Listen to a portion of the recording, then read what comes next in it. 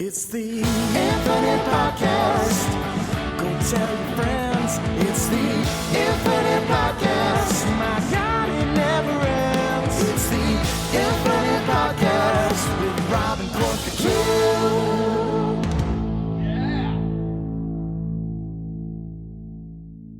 Hello, everybody, and welcome to another episode of the Project Infinite Podcast, the podcast covering the infinite and ever-expanding multiverse of fandom. From movies, comics, TV shows, video games, we got you covered. I'm Rob. I'm here, as always, with Court. Court, the Oscars happened. They did happen. They did happen. And we'll talk about the Oscars. It was, I don't think anything was particularly surprising. I think there's one award that has people talking, but we'll get there. Yeah. So we're going to recap the Oscars a little bit briefly. We're going to talk about them a little bit more in depth next week. So this week we thought it would be a great opportunity to do a thing that we didn't get a chance to do during the summer. And that is talk about the, you know the thing. Mm-hmm. The Barbenheimer happened in the summer. Oh, we're not talking about Gran Turismo. Oh, okay. You're gonna tell me you're gonna strap that kid to a $300 million rocket. It's on Netflix now. It is on Netflix now. I've heard decent things, actually. As long as your movie's decent, you did all right. Well, we're going to talk about two movies that were a little bit more than decent. Obviously, the juggernaut, the summer duo juggernaut of Oppenheimer and Barbie. Oppenheimer obviously cleaned up at the Oscars, as we kind of figured it was going to. And Barbie was this almost $1.5 billion beast. And both these movies, I mean, we're never going to see anything like this again.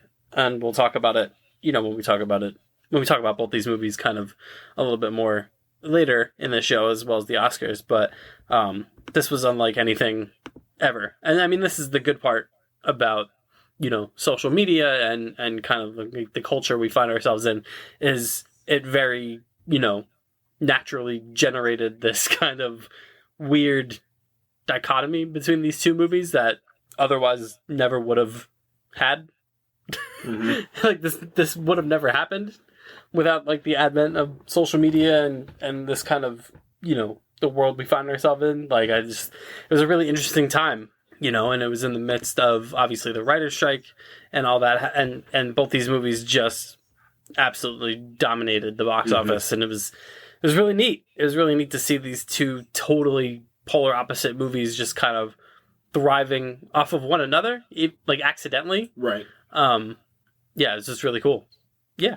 So short of that, we're going to get into the news now. And breaking news. We like to break news on the show sometimes.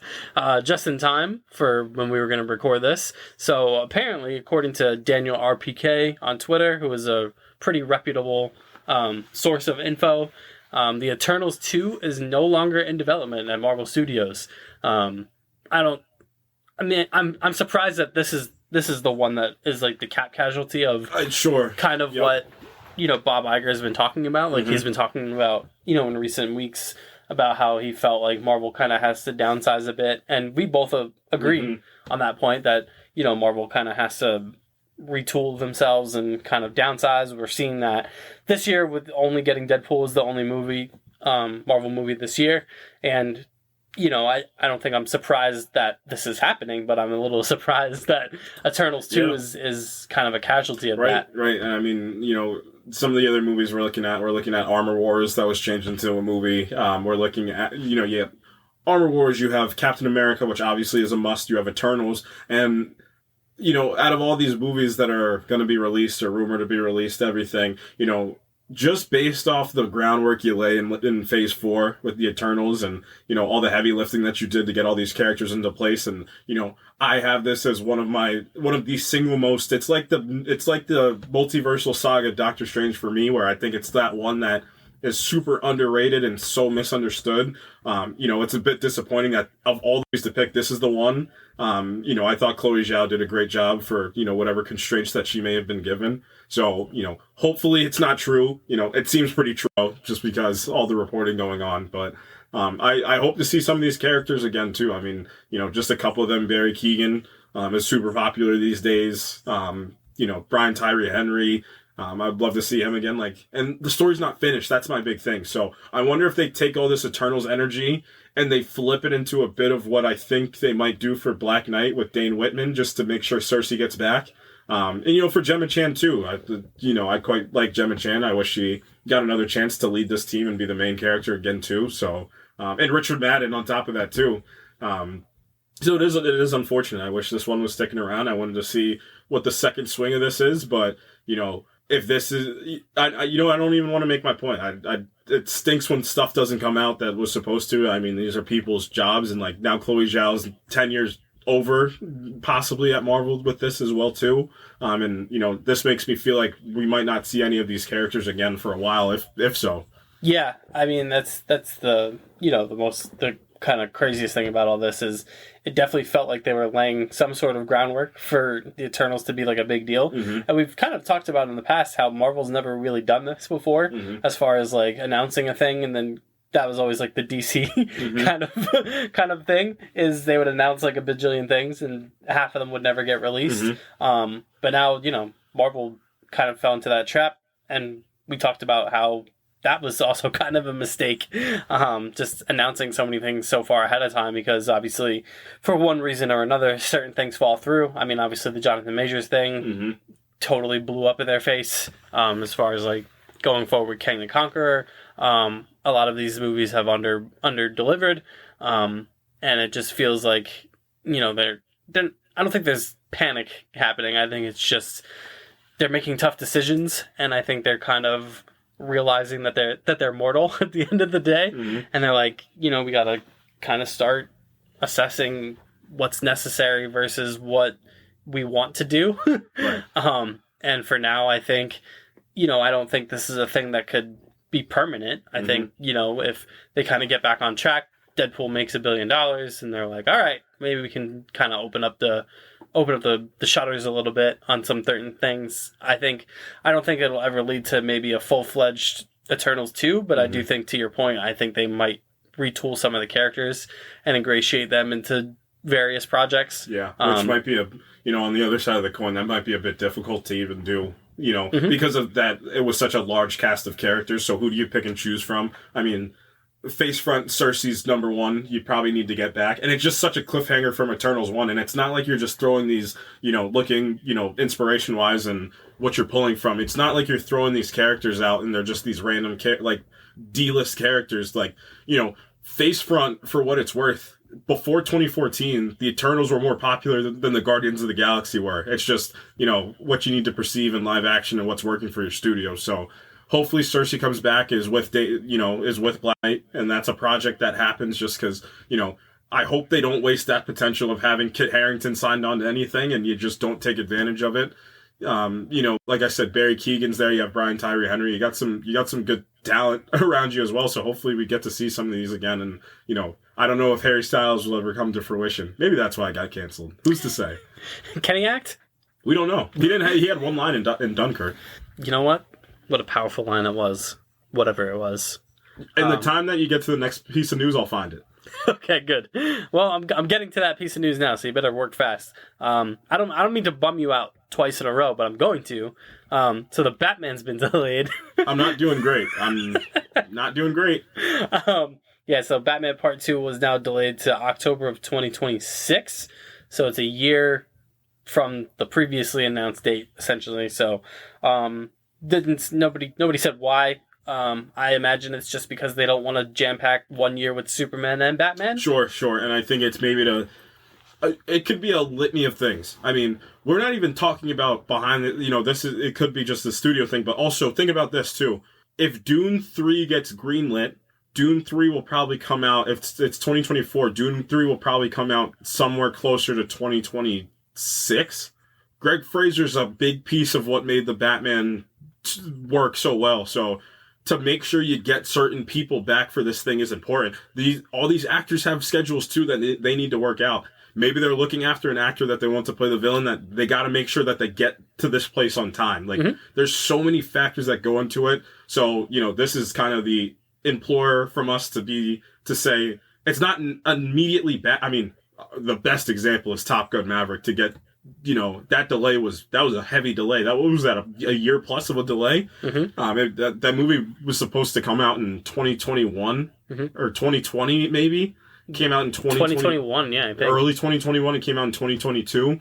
And, look at the success that had. The Batman, you know how I feel about the Batman. So, obviously, I'd want this movie quicker. Next year was gearing up to be like an all-time year for superheroes. What were we getting next year? We were getting Captain America 4. We were getting, you're getting Captain America 4. You're getting Superman. You're getting the Fantastic Four. You were going to get the Batman. Like, it was going to be an incredible year. But it is what it is at the end of the day. It's unfortunate. I really would have wanted the movie. But in Matt Reeves we trust, that's how I'll leave it. In Matt Reeves we trust. I'm not particularly nervous. If this gives us the best, story we can get, then it gives us the best story we can get. Yeah, I totally agree. We've talked before. I don't think delays are necessarily a bad thing.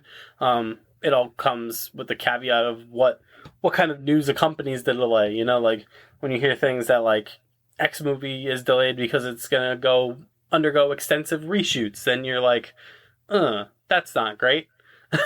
Or in the case of like Blade, for instance, where like they had to tear the whole thing down and rebuild it. Same thing with Daredevil Born Again. Yeah.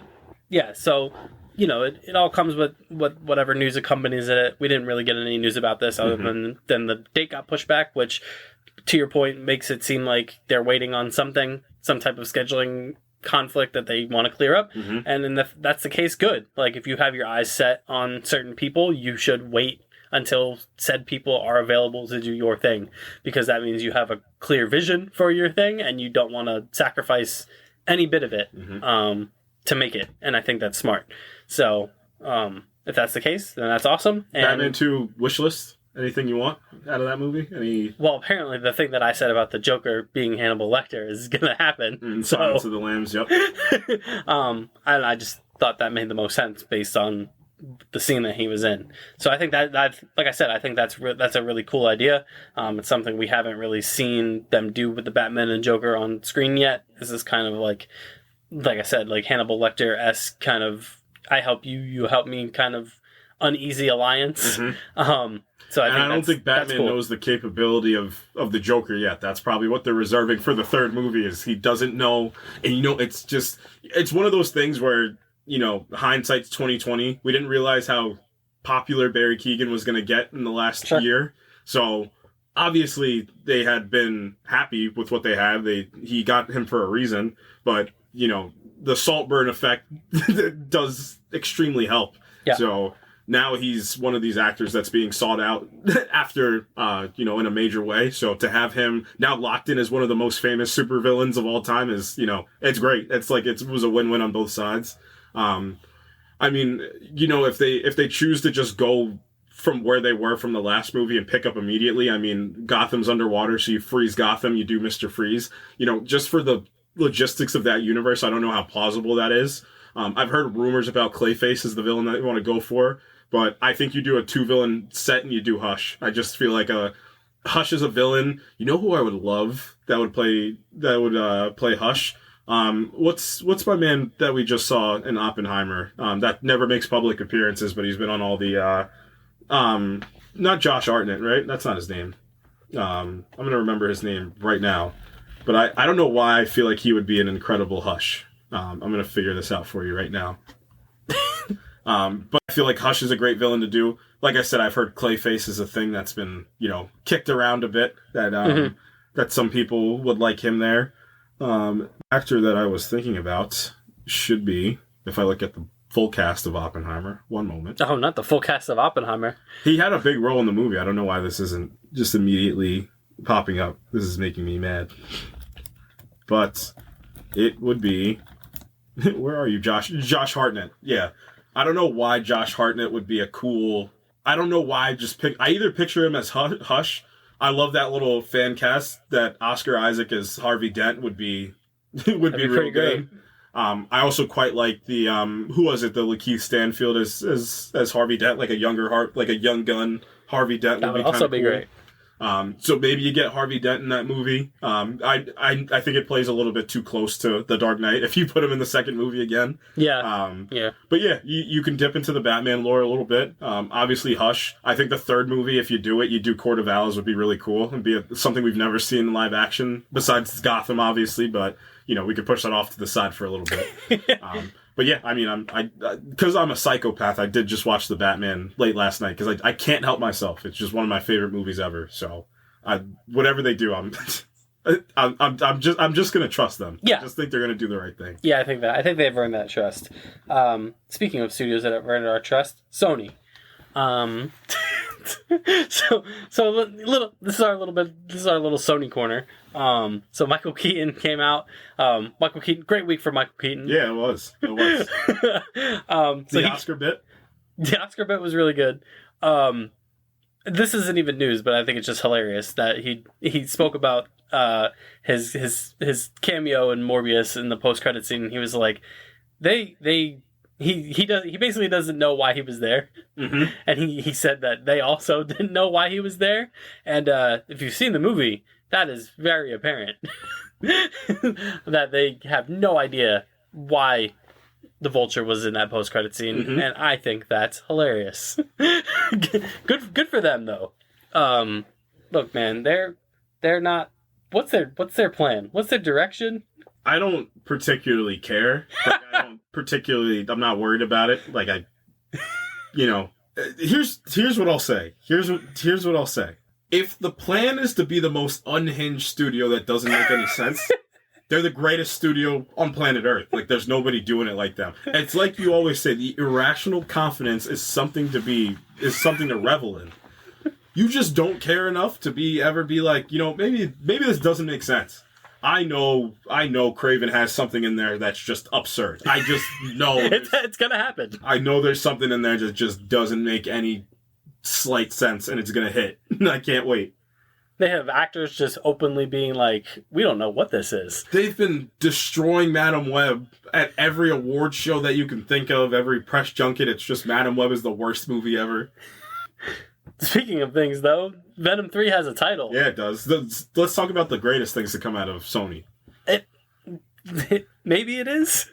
So Venom 3 is officially going to be subtitled The Last Dance. I love it. I love Amazing. It so much. It's so good. Like, it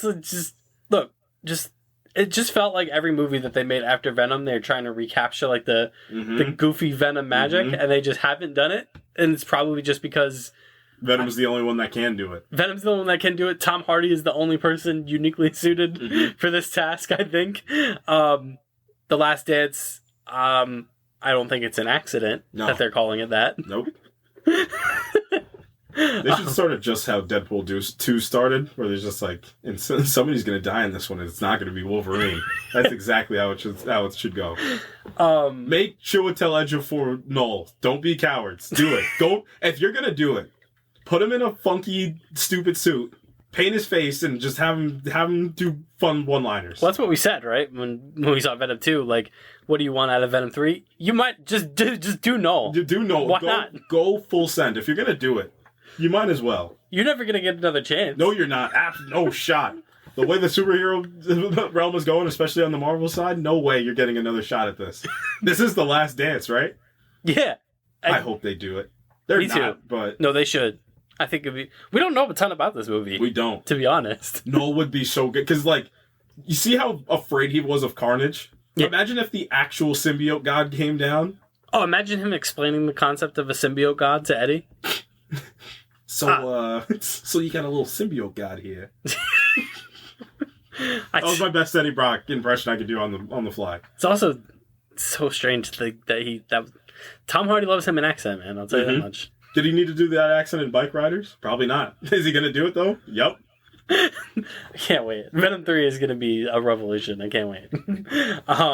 So, other Marvel news, quick.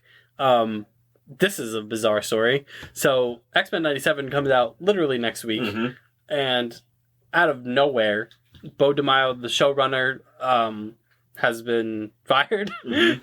I do know he was also working on Blade. Had his hands on a couple of Marvel projects. And then he just evaporated from existence. Marvel gave no... There was no, like, creative differences. There was nothing. He's just gone. Poof. Yeah. I don't even truthfully want to speculate about this because I feel like it's a bit unfair to speculate about it. We just thought we'd let you guys know. Digital footprint wiped from existence. Yeah. It's crazy. It's so strange. It was like the middle of the day yesterday, and he just was fired. And like you said, it wasn't like a, he's being fired, but like this. No. We thank him for his work. Yeah, no. He was fired, and that is the end of it.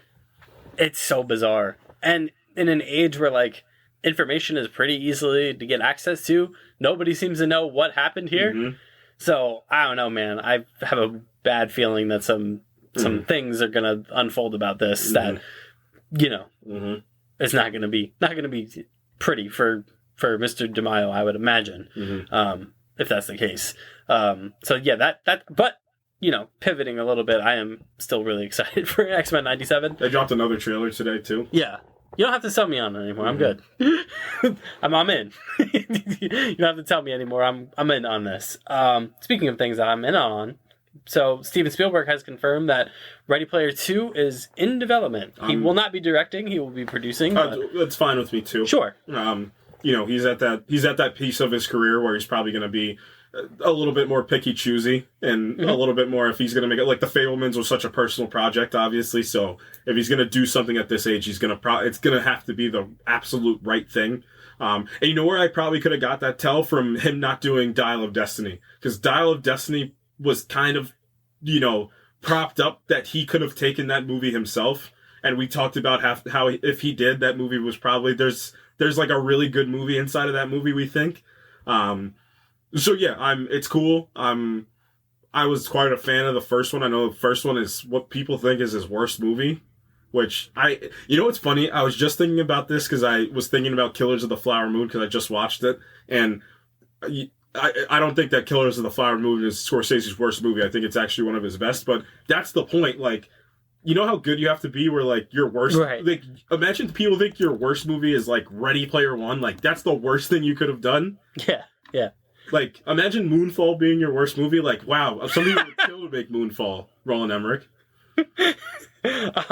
Yeah, I agree. I quite like the first one. I haven't seen it in forever. But I did like it quite a bit. I just feel like maybe people just don't feel like it's like a Spielberg-y movie, even though he directed it. I think maybe that's kind of part of the disconnect. And he was that people trying have something with it. new. He said it. He said, I want to dip into this new realm of what movie making could be. Yeah.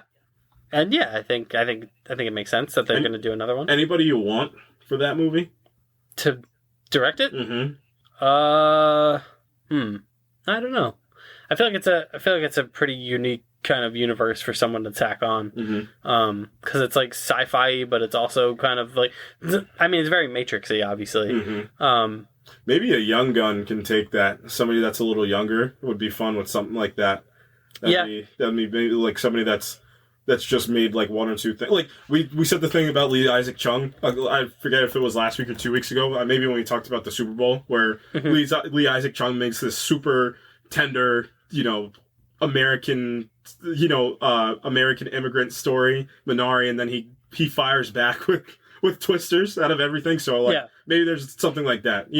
Chloe Zhao had been making movies for a while, and Eternals still has her feel on it. But Eternals is still a big budget Marvel movie at the end of the day, so. Yeah, I think that would be cool too, like especially if Spielberg's going to be involved in the production. He kind of gets a director on board that maybe doesn't have a ton under their belt. Yeah, maybe somebody he could take under his wing too. That would be cool. Yeah, I think that would be awesome. And then the last bit of news I have before we mention the stuff about the Oscars. So it's Insomniac Studios had, obviously we talked about the leaks that they were victim of, and one of the things that kind of got not swept under the rug, but people were like, why was this happening? Was this Spider-Man multiplayer online game The Great Web? And people were like, this sounds kind of crazy.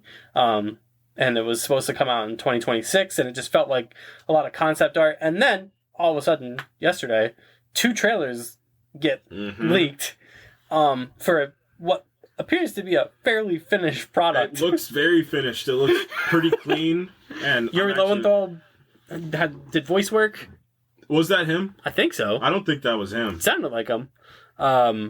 Especially the second trailer. The second trailer sounded a lot like him. But...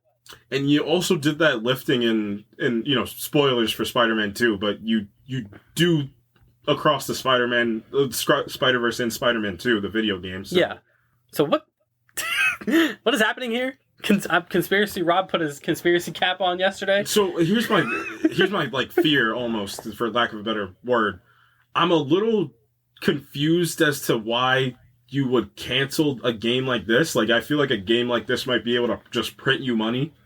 Like a Spider-Man multiversal game where... It looked like a lot of customization. A lot of customization. Well, maybe it's the pay. Maybe this game probably costs like a stupid amount of money to make. Could be. It could also and you have to keep up with the game too. That's the thing, yeah. Absolutely is a part of it. They would have to have a team dedicated to basically keeping the game working and functioning. But it had all the bells and whistles. It had all the Spider-Man 2 movement and combat. Mm-hmm. And like I said, it looked pretty polished. It's weird that they would dump all those assets into a thing and then cancel it. That's all I'm saying. It feels weird. I wouldn't be surprised. It wouldn't shock me if, Summer Games Fest, Game Awards time came around and they're like, surprise! Mm-hmm. This is coming out in 2026 or 2025, whatever the case is. Back and Lowenthal's back, yeah. That wouldn't surprise me because I'm getting Deadpool-y vibes from this this leak. Because that Insomniac leak happened a while ago. Yeah. Yep. So now it feels weird that and all that stuff that was put out onto the internet, none of that stuff was this polished. Mm-hmm. Like, all that stuff was obviously, like, pre-alpha stuff. Yep. And that's what I assumed this was when they talked about it in the leak. I assumed it was going to be, like, if they had anything, it was going to be, like, concept art and storyboarding. But no. This is like an actual game. This looks like a trailer that you would put out after and be like, this is coming out. Yeah. So I'm monitoring this because it feels like, I don't know. Sure. It feels weird to me that this is a thing because, especially, and they just came, like, the Spider-Man 2 big update just came out, the New Game Plus. Mm-hmm. So it just feels gimmicky to me in a way that I don't trust these companies with anything, especially when it comes to, like, guerrilla marketing. Right. Like, anyone's capable of anything.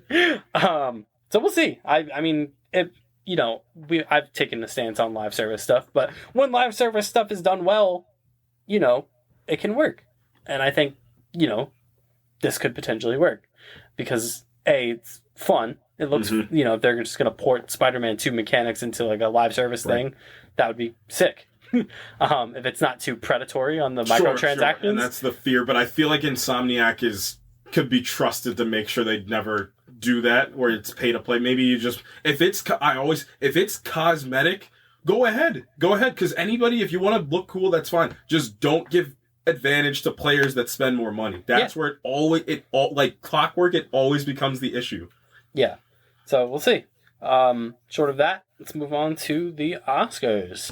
So we'll talk about this a little bit, just kind of overview, general thoughts. I said... Yeah, we can focus on the show itself, like the Oscar show itself. It was pretty good. It was not bad this year.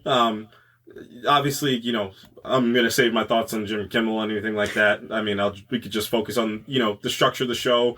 Started an hour early, so to make sure, what was it, 2018 was the year where I think Alfonso Cuarón won Best Director off screen during a commercial, which is just absolutely, or I think they won the cinematography award for Roma, got announced off screen, and people, including myself, are you kidding me? Like, that's a joke. So they retooled it, made sure everything was in there. Performances were great. We got some stuff. I mean, the big performance was I'm Just Ken. It was amazing. He crushed it. And then also Billie Eilish doing her song was great. It's a fun show. The John Cena bit. Nobody got slapped. We got slapped with John Cena's nakedness, though. He is incredible. The funniest thing I saw was somebody was just like, the kids are watching. I said, no kids watching the Oscars. Yeah, no kids watching the Oscars. Although it did, like, there was, like, a part of me, like, in my brain to be like, it's like how not mainstream the Oscars is now, but you know what I mean? Mm-hmm. Like, I feel like 80s, 90s, like, it was always, like, this big posh kind of, like, this is, like... one night only, like, black tie event, which it still is. Yeah. And then John Cena rocks up naked, you know, doing a bit. Mm-hmm. But, I mean, look, Cena is... he's absolutely fearless, shameless. Right. You know, I think it's awesome that, you know, anyone who remembers the lead up to the Suicide Squad stuff, he was... Oh, the Peacemaker gear for everything, it was awesome. The guy just does everything 100%, and he has no kind of... You know, he doesn't take himself too seriously, and I think it's awesome. So, good for him. Obviously, the Ryan Gosling performance was better than probably you could have even imagined it could be. It was interactive with the crowd. They got Messy the dog from Anatomy of the Fall, too. Good stuff. Oh, man, it was tremendous. That performance was great. They had, all the Kens were there. All the Kens were there. You know, I guess... Slash was there. Slash was there to help out at the end, was awesome. Al Pacino was there. Let's say... Do you want to get that out of the way, or...? Yeah, we can. We can talk about it. I mean... I'm like, you know, part of me wants to be like that fun, like, you know, film Twitter person that's just like, this is the best, that's actually the best way to announce Best Picture. My eyes see Oppenheimer. And the music cue's just like, wait, did he just say it? Do we gotta play the music? It's just for how, it's just funny because for it to be announced for like that, for how Al Pacino would have played for the Moonlight Year. That would have played if it was Al Pacino that said, my eyes see Oppenheimer. He puts his glasses on, my eyes see Moonlight. Now that would have played. But, you know, I don't even want to say it is what it is because this is like a prestigious award, and Oppenheimer is one of the most deserving Best Picture winners of all time. So, you know, I don't think any of the Oppenheimer team is stressing about it. They left. You leave with 7 Oscars. You get the trophy at the end of the day. The trophy is what you care about. Right? Yeah, you win 7 Oscars. You got to feel pretty proud of yourself. So, I mean, how do you want to do this? You want to just shoot through every award and just say who won? Yeah. Cillian Murphy for Best Lead Actor, awesome. Best Supporting Actor, Robert Downey Jr., no surprise. The single biggest surprise of the night, who also probably looked very surprised, was Emma Stone herself for best actress. Whew. That was an interesting one. That was a very interesting one. That's 2. That's 2 for her. Yes, she's got 2 Oscars, nominated for 3. I mean, and you're not even... How old is Emma Stone? Her early 40s or late not 30s? Even 35. She's 35 and she has... She's putting together a resume, my friend. And, you know, how many more years is she going to have this? People need to... I feel like she's kind of... Like, because of, like, her... Kind of how she came up, you know, and, you know, doing Easy A, doing... And you know what's the best thing for her? She came up at the end of that era, and then she adapted right into the new era of what movies were. And, you know, just, like, her personality, like, she's very, like... She has this quirky, like, you know... Like you said, she was felt genuinely shocked that she... Both Oscars, I feel like she won. She felt like she was genuinely shocked. So, like, people, I feel like, don't recognize her as, like, a legitimate, like, all-time great actress. But she's getting and there. She's putting that type of resume together. I know Jennifer Lawrence is dusting her boots off and just like, give me a bit of time. I'll be right back. My favorite one of the evening for the actors is Da'Vine Joy Randolph. I mean, her performance in The Holdovers is just which you talked about, just, you know, absolutely heartbreaking and subtle and just everything that acting can be. It was so great. Animated feature went to The Boy and the Heron, which did we say that we thought Across the Spider-Verse was gonna, if it was gonna lose to something, it would have lost to that. Yeah. Cinematography obviously goes to Hoyte van Hoytema, which is awesome. I love listening to him talk about movies. Costume design. This is where Poor Things started to cook a little bit. Costume design went to Poor Things. Obviously, director went to Christopher Nolan. Documentary feature went to 20 Days in Maripol, and it probably had maybe the most impactful. So the world impact speech definitely goes to this one. It definitely had the room, you know, quiet and at attention, which is amazing. Documentary short goes to The Last Repair Shop. That was also a great speech. It was an efficient, to the point, but such an impactful speech. I loved it. Editing goes to Oppenheimer for Jennifer Lehman. She's got a pretty good resume she's put together, and I think she's still in her 30s or something like that. So she's going to be probably one of the best editors you can ask for. International feature film, that's the big one, goes to Zone of Interest. I don't think there's any particular. I mean, it was not usually the one that's nominated for Best Picture gets the Best International Film if there's one. That would make sense. Makeup and hairstyling went to Poor Things. That movie looks very, very weird and very just quirky and very. I love it. Ludwig Göransson score on Oppenheimer is just phenomenal. The best song, What Was I Made For by Billie Eilish, obviously. Best picture to Oppenheimer, no surprise there in my opinion. Production design to Poor Things again. I don't think there's any contention for that. The movie looks awesome.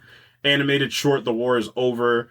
Best live action short, The Wonderful World of Henry Sugar, and Wes Anderson's first Oscar to which he was not in attendance for.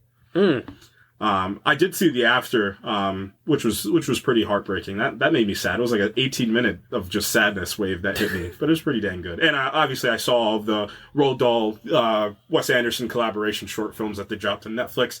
Sound design, Oppenheimer loses to Zone of Interest, but Zone of Interest has to have some of the best creepy ambient anticipation for the bang sound design you can ask for, which is pretty incredible. Visual effects, Godzilla -1, that was awesome. That was a really good win. I thought the creator might have snuck in there. And also, what am I looking at for my IC cinematography? What am I looking at for this one? Killed the creator, beat out any of El Conde, looks great. I was looking at some of the stills from El Conde. Killers of the Flower Moon obviously looks great. Maestro looks great. Poor Things, Oppenheimer. Would I have loved for the creator to sneak in there? 100%. But, beggars can't be choosers. Visual effects, like we said. Writing, so the adapted screenplay. This was my personal favorite speech of the night from Cord Jefferson. I've listened to about 4 different interviews that Cord Jefferson has had. Cord Jefferson's in his early 40s, so he's got a heck of a career. He's already worked on Watchmen and Succession, 2 of my favorite shows. And this one just made me so overtly joyed. And, his speech was just, all about we see all these $200 million movies, but it's about why can't we just make $54 million movies? And, we don't need these extensive budgets. And if that's in favor of more people get to tell their stories, then let that happen. If the movie hits, you're going to make your budget back, but you spent $4 million and you get to have a different perspective told. It was quite incredible. And then for original screenplay, went to Anatomy of a Fall. I was hoping Celine's song would get something for Past Lives. I'm still doubling down. I still think that's the second best movie of this year. But yeah, goes to Anatomy of a Fall. And yeah, that's the Oscars roundup for the 96 Oscars of 2024. Yeah, like I said, I don't think anything particularly egregious.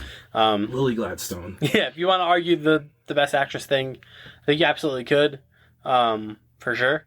But, I just harken back to last year and, what happened there. And I don't think this is nearly as egregious as that. You're talking about the supporting actress? Yeah. Mm-hmm. Yeah. So I don't. Yeah. It's not like Emma Stone doesn't deserve this by any means. Yeah. But it's not the fact that I don't, and I told you before I watched Everything Everywhere All at Once 4 days ago or something like that. And she's fun and weird and cool and crazy in that movie, but I don't know how you look at that and you can plausibly compare that to a level of performance and subtlety that Ke Huy Quan had or Michelle Yeoh had. I don't know how you look at that and you're the Academy's yep, that's a best supporting actress. It's not Jamie Lee Curtis's fault. It's I just don't understand how that one was picked out of everything. Yeah, and I just think Lily Gladstone potentially she ran into a couple things, but one of the things she definitely ran into is just, things that a lot of movies and actors and directors run into during the Oscars is sometimes in any other year, you know what I mean? That, you probably win. And then it just unfortunately didn't happen. But I will say, I think Lily Gladstone has an incredibly promising career. You get this performance, and I just watched it yesterday, and boy, woof.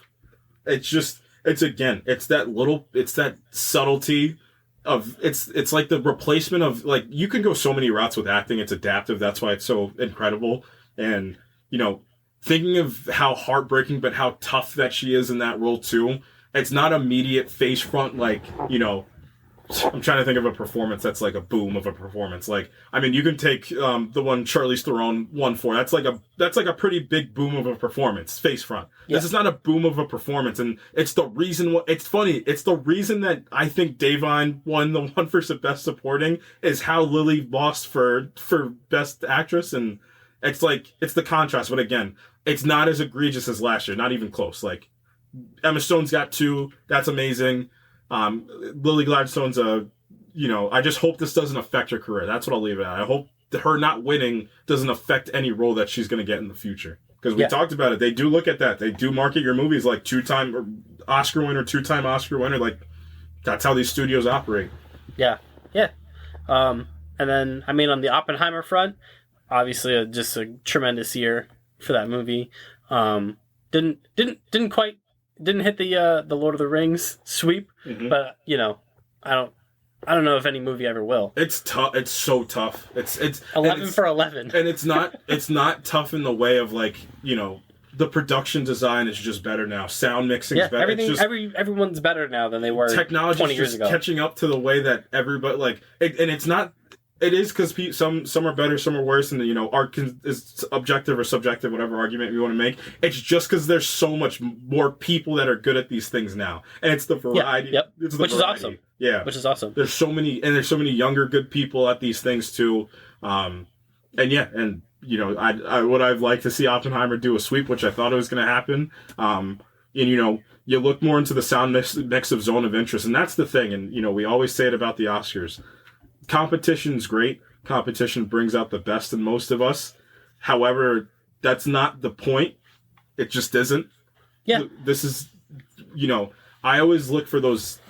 Everybody, you know, you're there for the bits, you're there for the performances, the controversy of this person didn't win, this person won. You know what I love the Oscars for? The bits where they play the reels from the best pictures or the in memoriam of all these great people's work that sadly passed away. Like, it's those little ambient pieces of the Oscars that are just, that's what I love about it. It's like, it's the celebration piece of this thing. And Christopher Nolan said it best in his speech when he got that director from Steven Spielberg of all people, which was just awesome. But, you know, we're 100 years into this thing. Imagine being 100 years into painting or theater. Like, yeah, we haven't even scratched the surface of what movies are going to be.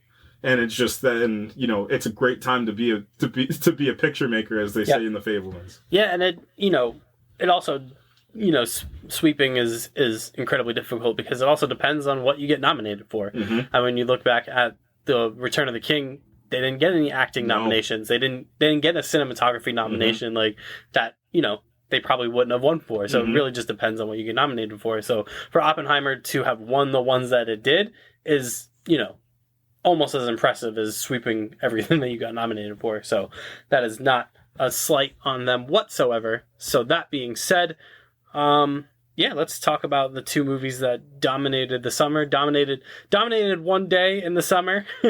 Just from the moment these 2 movies got announced, and it was like, wait, are these 2 movies actually going to come out the same day? Is this really going to happen? To you know, we were there for along the ride with the casting announcements that were just hot and heavy for both movies. They were like, wait, who's in this? What's happening? So yeah, let's talk about these 2 movies. Do you want to do the fun one first, or you want to do Barbie? Let's do the fun. Okay. Like, Oppenheimer is way more fun than you would think. I was just talking about this to somebody that hadn't seen Oppenheimer yet, and they were meeting too, and they asked, like, you know, 3 hours, really? Like, is that 22 episodes? 22 episodes, really? Like, and I told them the last this movie on paper. All right, so I guess we're talking about Oppenheimer first. I was going to talk about Barbie. Let's talk about Barbie. I really want to save Oppenheimer first. All right. I'll make my point later. Don't let me forget. All right. So Barbie, man, talk about a movie that just defied the odds. Defied the odds. Defied physics. This movie was slated to come out. I don't think it was always slated for 2020. This was always a thing that was kicked around, right? Sure. I mean, that's Barbie. For sure, this movie's... Especially as, like, the advent of the adaptation became, like, a thing. Right. You know, with superhero movies and video game movies and, like, if you got G.I. Joe and Transformers. G.I. Joe, Transformers, yeah. So this was always, you know, in the zeitgeist. The most popular of which was the Amy Schumer version, which very different movie. Very different movie. And then, you know, Anne Hathaway was attached to it at one point, which that probably would have worked.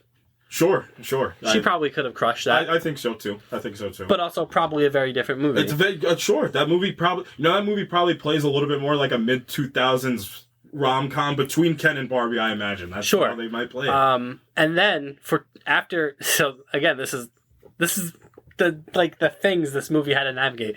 So Gal Gadot was gonna be in this. Yeah. Yep. And then due to scheduling conflicts, she could not do it. Enter Margot Robbie. Oof. And she also produced this movie too. Helped produce this movie. And I mean, the rest is really history after that. And you know, let's talk personnel. We always talk personnel. Week in, week out, we talk personnel in your movies. So you get that. Mm-hmm. Greta Gerwig, who is coming off the heels of what's her last movie? Her last movie was Little Women. Is her last movie? She's a Oscar multi-time nominated Oscar director. So she's already has her body of work off of how many films has she directed? 4? Yeah. 4. Bigger budget. I mean, and obviously Lady Bird's budget is in the not in the 100 millions, obviously. So it's not like she's, you know, done a bunch of stuff, but you know, we talk about it with Ryan Coogler. It's the same vein that I'll use in Greta Gerwig. Like, immediate impact as soon as you step into the chair. And I love the energy that she brings when she directs. Like, I implore everybody to go watch her. The one scene in Lady Bird where Lucas Hedges and Saoirse Ronan are in the field, just the way she's directing with that pure passion. It's just like every director should aspire to kind of act like that, because you can tell how passionate you are about the project. And that's the number one thing. And, you know, we talked about it last week with Denis with Dune. For Greta Gerwig with Barbie, it's how passionate you are about the thing you do. That's the number one thing I'll say for this movie. Especially for a movie like this.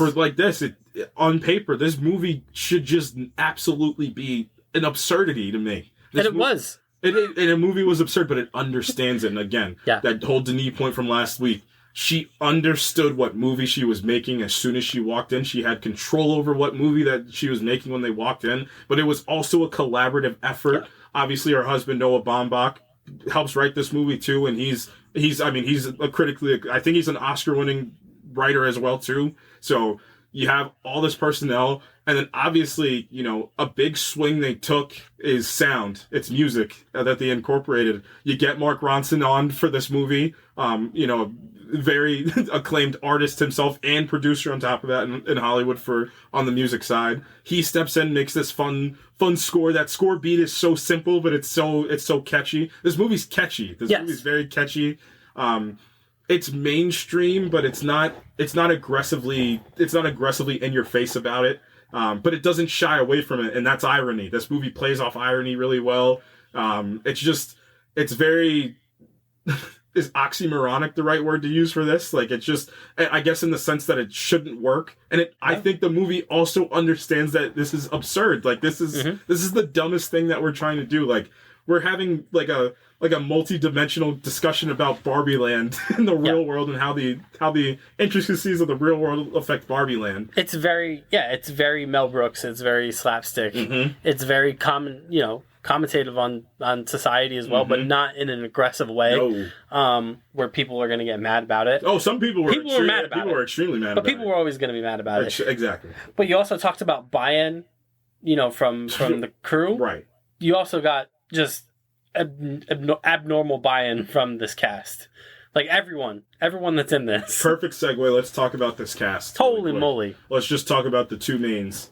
So, when we learned this movie was going to happen, the first, happiness comes from Greta Gerwig's directing it, in my opinion. That's where the first bit of, ooh, this can work. And she's going to be one of those directors where she gets Narnia, this thing I grew up with as a kid, reading the books and watching these movies, Greta Gerwig gets attached, I'm in. Now I'm in. Doesn't matter, I'm there. I'm going to be there for it. Then Margot Robbie signs on, and then you're like, wait a second, is she the most Barbie looking person in Hollywood? And you're like, oh yeah, she probably is. And then Ryan Gosling steps in, and you're like, is that the most Ken looking guy in Hollywood? And you're like, probably. And you're like, well, we're already 2 for 2, and let's just keep adding these fun actors in there too. And Any standouts that you quite like? I got a specific one that I really enjoyed. Michael Cera. Michael Cera's great as Alan. I mean, he's the king of this, right? That's really Michael Cera. Alan's got hands. Alan does have hands. That's.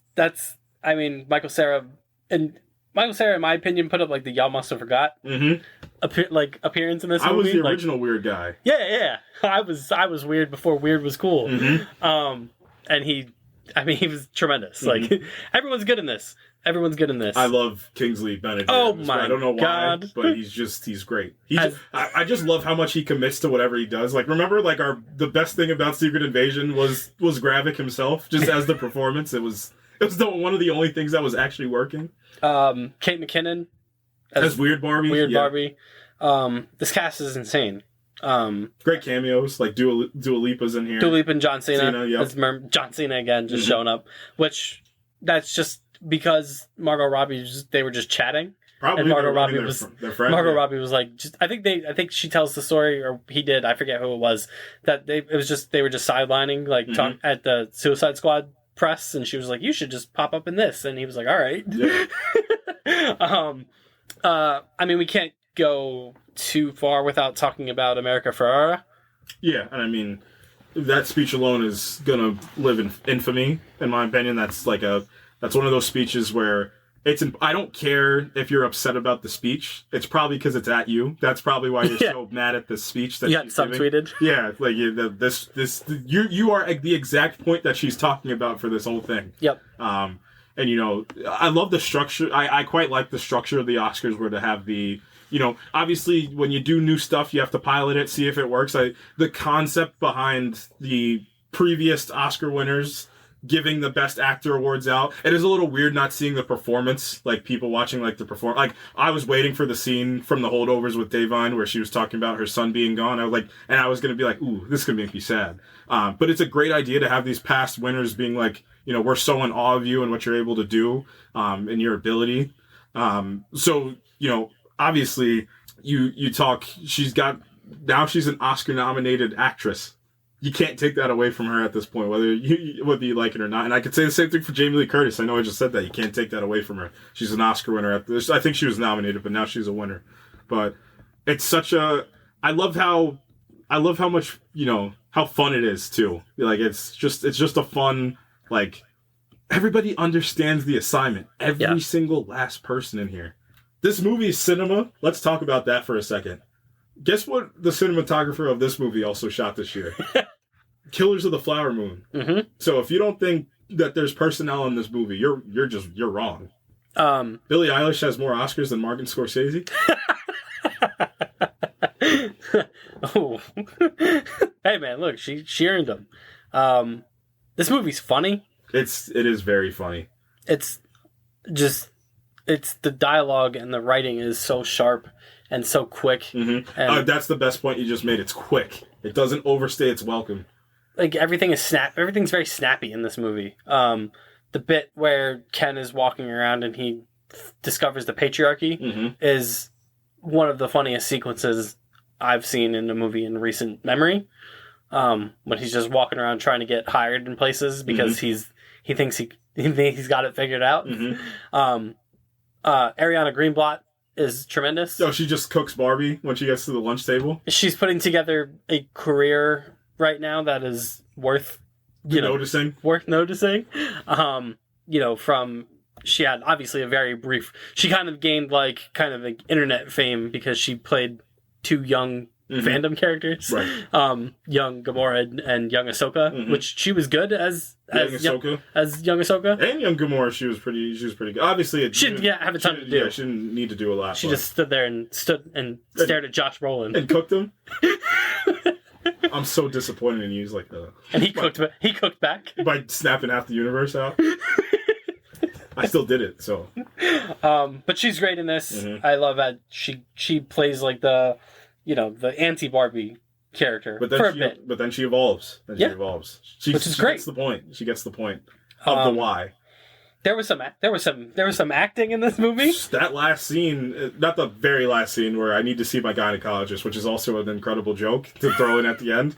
But the scene where she becomes Pinocchio, I'm a real, like, where she becomes sentient and I was real. like, wait, what is happening? Why is this movie making me sad all of a sudden?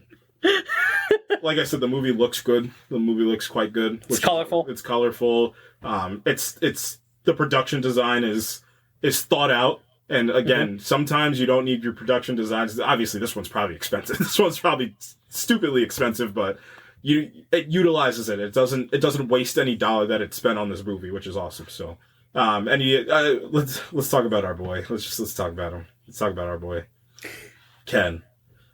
Holy moly! Yeah, it doesn't seem to matter what I do. I'm just always number 2. I don't. This is the biggest. I'm bought into every shenanigan that we're doing. It's the biggest culprit of it is Ryan Gosling. It's one of those movies and one of those performances that like I watch it and I'm like, how did we get full takes? Like, how did anyone get through this movie with him around doing what he was doing in this movie? There's a behind the scenes reel where he came out for the first time doing the Ken, like they did the Ken performance, and Greta Gerwig's she's losing it, like behind the camera. She's like absolutely just laughing her butt off, and she can't keep it together. Like, this movie had to have been one of the most fun productions to be on. There's the reel of him doing the Sublime, but and he's doing different words. Yep. And Margot Robbie just keeps laughing every time he yells something different. And he ad-libbed the Sublime bit. So, like, he's so good. And it's just like, man, this guy. Look at this guy. I'll take a high-paying job with influence, please. And it's just, like, a reminder. It's a weird reminder of, like, how good he is as an actor. Yeah. You're going to ask me what I did, and I'm going to talk about something that I might have already talked about on here again, but I'm going to talk about a movie that he's in again, of how great he is. But he's so, what's the word I'm looking for? He's so much of everything. I think that's the best. He is Knuff. Ryan Gosling himself. He's had this really unique career. Yeah. He's done a bit of everything. It's kind of Emma Stone-ish. Sure. In like a weird way. Yeah. Where he was like this, he did like the teen heartthrob thing. He did like the rom-com thing. He did like the drama thing with like, he was in The Notebook, obviously. Did the action thing. Did the gangster thing a bit. You know, and then he gets into like musicals. The musical. He gets into like his quote unquote high cinema route. Like he does Blade Runner. He does Blade Runner, which is like, he has so much under his belt. So. And now he's doing this. Yeah, now he's doing this, and like there's no beat where I'm like, what's he doing? No, he's good. Like he never feels. That's a great point about him. Never feels. It doesn't matter what he's done.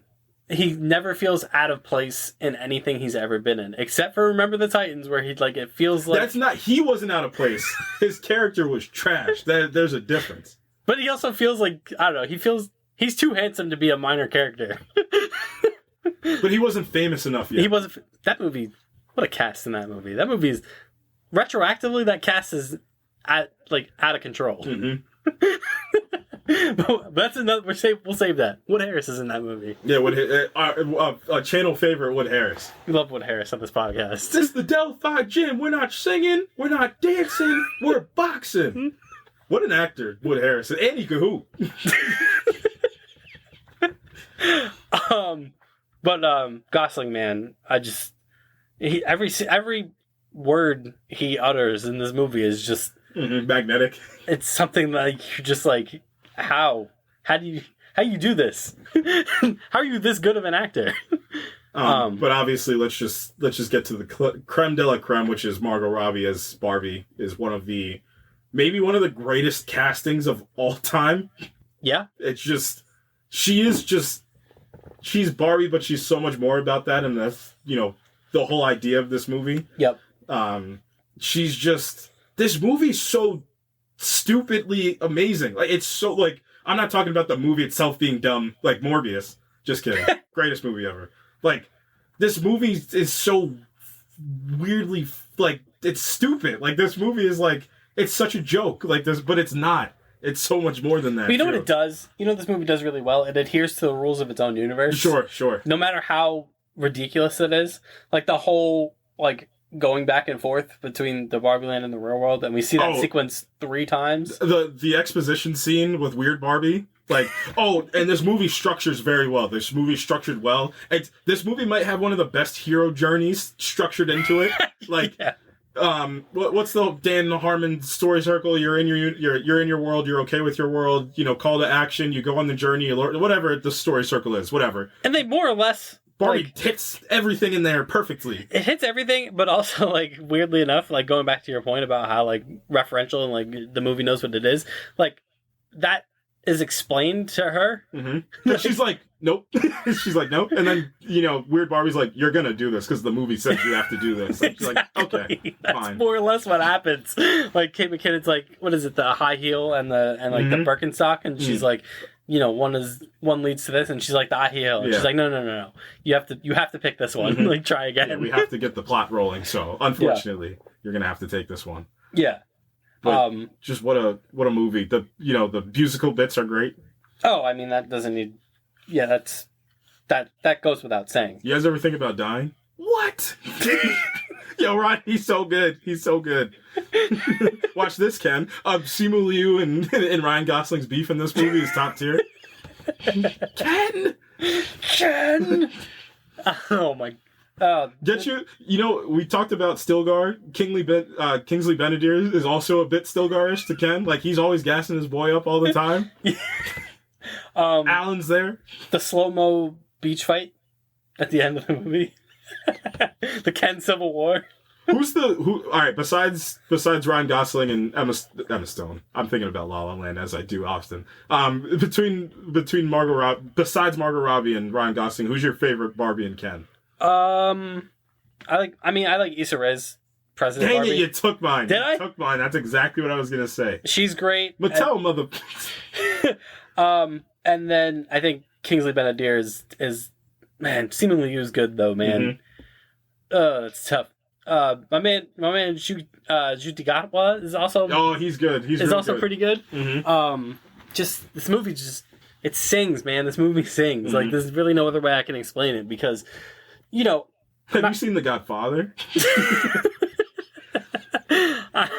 I'm not going to compare this movie to Oppenheimer because it's unfair because they're two totally different movies, but, like, I feel like this movie had a lot tougher of a task than Oppenheimer did in the sense that... In terms of, like, I guess, winning stuff and, like, being, like, a credible movie that people can take seriously. Yeah. Whereas, like, I feel like, obviously Oppenheimer is, like, Nolan's kind of, like, magnum opus, right? But at the same time, like, we always knew this movie was, like, within him. Like, it was coming. Like, it felt like we were building to Oppenheimer, whereas, like, this movie just kind of came out of nowhere. And was like, wait, is this... Like, this movie's fun. And then you get to that point, and you're like, wait, is this movie...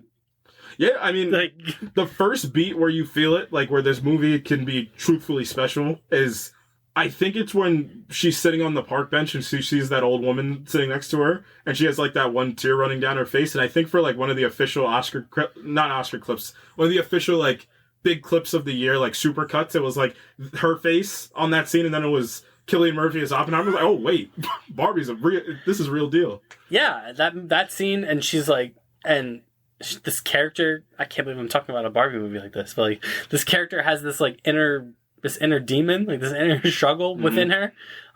When she gets like, it's crazy how, not crazy, but like it's a testament to the movie that like her and Ken get two totally different lessons basically from the real world. Whereas like Ken's like, we need everything to be like this, and Barbie's like, actually, we kind of don't. Like we don't need anything to be like this, but also like what she gets out of it is like, we don't need the structure of this world, but like we need the humanity of it. Yeah, and she has to admit a little bit that, you know, she didn't see Ken as a person. Like that's one of the big pieces. I am Knuff at the end of the day. What a picture. The sequence where where he steps into the world, and it's just like all like, this is good editing. Like all the fun, like I love that little bit where it's like that online portion where he just keeps seeing like sports, war, horses, Grease. Like it's hilarious. Why is his inspiration is still Sylvester Stallone specifically? And then it immediately cuts into the scene of, her seeing that woman and then that single tear running. And Margot Robbie continues just to be, how old is Margot Robbie? 34? Like, dog. Mm-hmm. It's awesome how much, like, we talked about it last week of, like, this new coming age. Like, maybe it's, it is the movie star factor that's coming out, but maybe the point is everybody's going to stay in the, like, these people that might have, wanted to dip into this streaming service and do this. No, like, Margot Robbie is going to probably just stay. Like, I don't think Ryan Gosling's going to go do some Netflix original, like, TV show. He did the Netflix original movie. That's besides the point. But, wait, did he? Was that him? I think it him or, wait. The one with Chris Evans. Not Chris Evans. That was him. That was him, right. Yeah. Oh, the Gray Man. Man, right. He was just Chris Evans was having a ball in that movie. He was an unhinged guy. Do you want to be my bride wife or my long-term, long-distance, low-commitment, casual girlfriend? Like, see what I mean about these lines of dialogue? Yep. Will Ferrell's in this. Yep. But not, like, he's not distractingly Will Ferrell. But he also kind of is. Yeah. But, like, in a good way. Yeah. Because this is like the best version of Will Ferrell. Mm-hmm. Like, it's the version of Will Ferrell that I feel like has been missing for, like, a while, where he was, just kind of not subdued, but like his Will Ferrellness was contained. Mm-hmm. And I like that goof and shout out to Mattel too for like letting a lot of this kind of slide. Mm-hmm. A lot of the criticisms and all that stuff. Like, so they obviously, they trusted Greta Gerwig and Margot Robbie with this movie. Mm-hmm. When a lot of other studios that are being adapted would kind of strangle this thing. Oh my gosh. This is the exact example of kind of the opposite of what we talk about. Like, when you let the director cook, for lack of a better, what's a good example of this? And it's just because I looked at the book to my left. Sandman's a great example of that, where you let the creator just kind of, let them do what they need to do. They probably understand this thing better than a lot of people do. So I don't think studio insight is the thing that's going to, reel them in to be more realistic. Like, don't be realistic. You don't need that in a movie like this. I don't need realism. Like, go off the rails, but no one to be tender, no one to have some heart. That's what you need to understand, and this movie understands that and then some. Yeah, I think that's the best thing that you can say about it. Is that it just understands. And I mean, I didn't even get to it yet, but this movie made $1.5 billion, mm-hmm. which is not nothing, obviously. It's one of the highest grossing movies of all time. And at the end of the day, like a movie like this, I kind of just hope they just let it be. Sure. There doesn't need to be some HBO Max original President Barbie series. Like, no, we don't need any of that. Just let it live. You made your $1 billion. You don't need to hit this IP again. Because you're never gonna recapture this. Mm-mm. You just won't, for a multitude of reasons. Mm-hmm. You're never gonna recapture this. Mostly because, they used a lot of the tricks in this that they could do. Because I think at the end of the day, I feel like, Greta and Margot especially felt, a pressure. And, it's not just the pressure, it's the pressure of what can go wrong, but it's also the pressure of what you have, like, not what you have to. I don't even like to say that, because you can do whatever you want, whatever type of movie you try to make. And, obviously I think that this is all the best case scenarios came true, but, it's their understanding of where, women are, that truthfully made this movie incredible. It's just understanding that you can go far, you can put your foot on the gas a bit and you can speed, or you can cruise, and you can cruise at the pace you need to go to. That's a great lesson as well, too. Like, you just need to go the pace you need to. And that's what this movie does. It understands that this movie needs to be for some people. This movie was for some people, and it just, Greta, you sicko, how dare you do that scene where she had all the clips from all those women send in to the movie at the end of, their mothers and their daughter. And I thought After Sun had an ending that made me want to punch a wall. Like, this one was also tough. That was tough in a great way, but.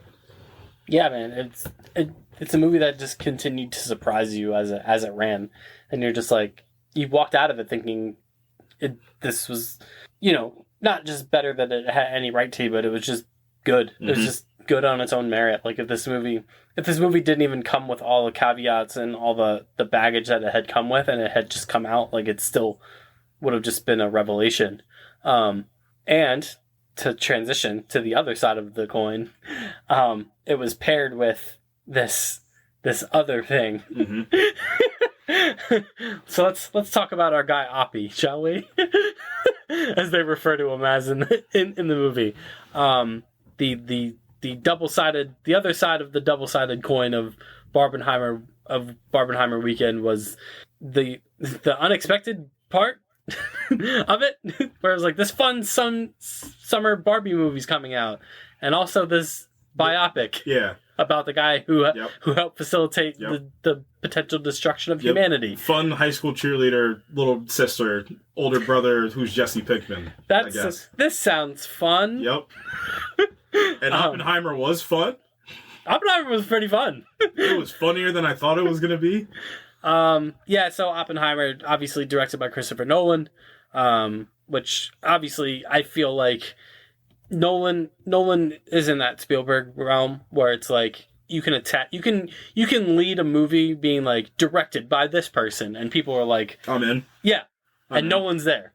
Yeah, who's there these days? Spielberg. I mean, Spielberg's still, your Rushmore, and your Rushmore and my, like, the Rushmore of the older guys to this generation is Scorsese, Spielberg. Scorsese's there. Yeah, Scorsese, Spielberg, Cameron, and Tarantino. Those are the four that they make a movie. You can, it's tough. Like, I feel like, I talked about, like, my personal experience, like, growing up. So, like, for, like, a... Zack Snyder. Shut up. So, like, for, like, I don't know if you can put Paul Thomas Anderson there, but you get the point. Like, there's these guys that are there, that these men and women that, like, Sofia Coppola, another one. Like, there's people that make movies, and then, like, people like me that are, like, in the film world, like, because of the director, I'm there.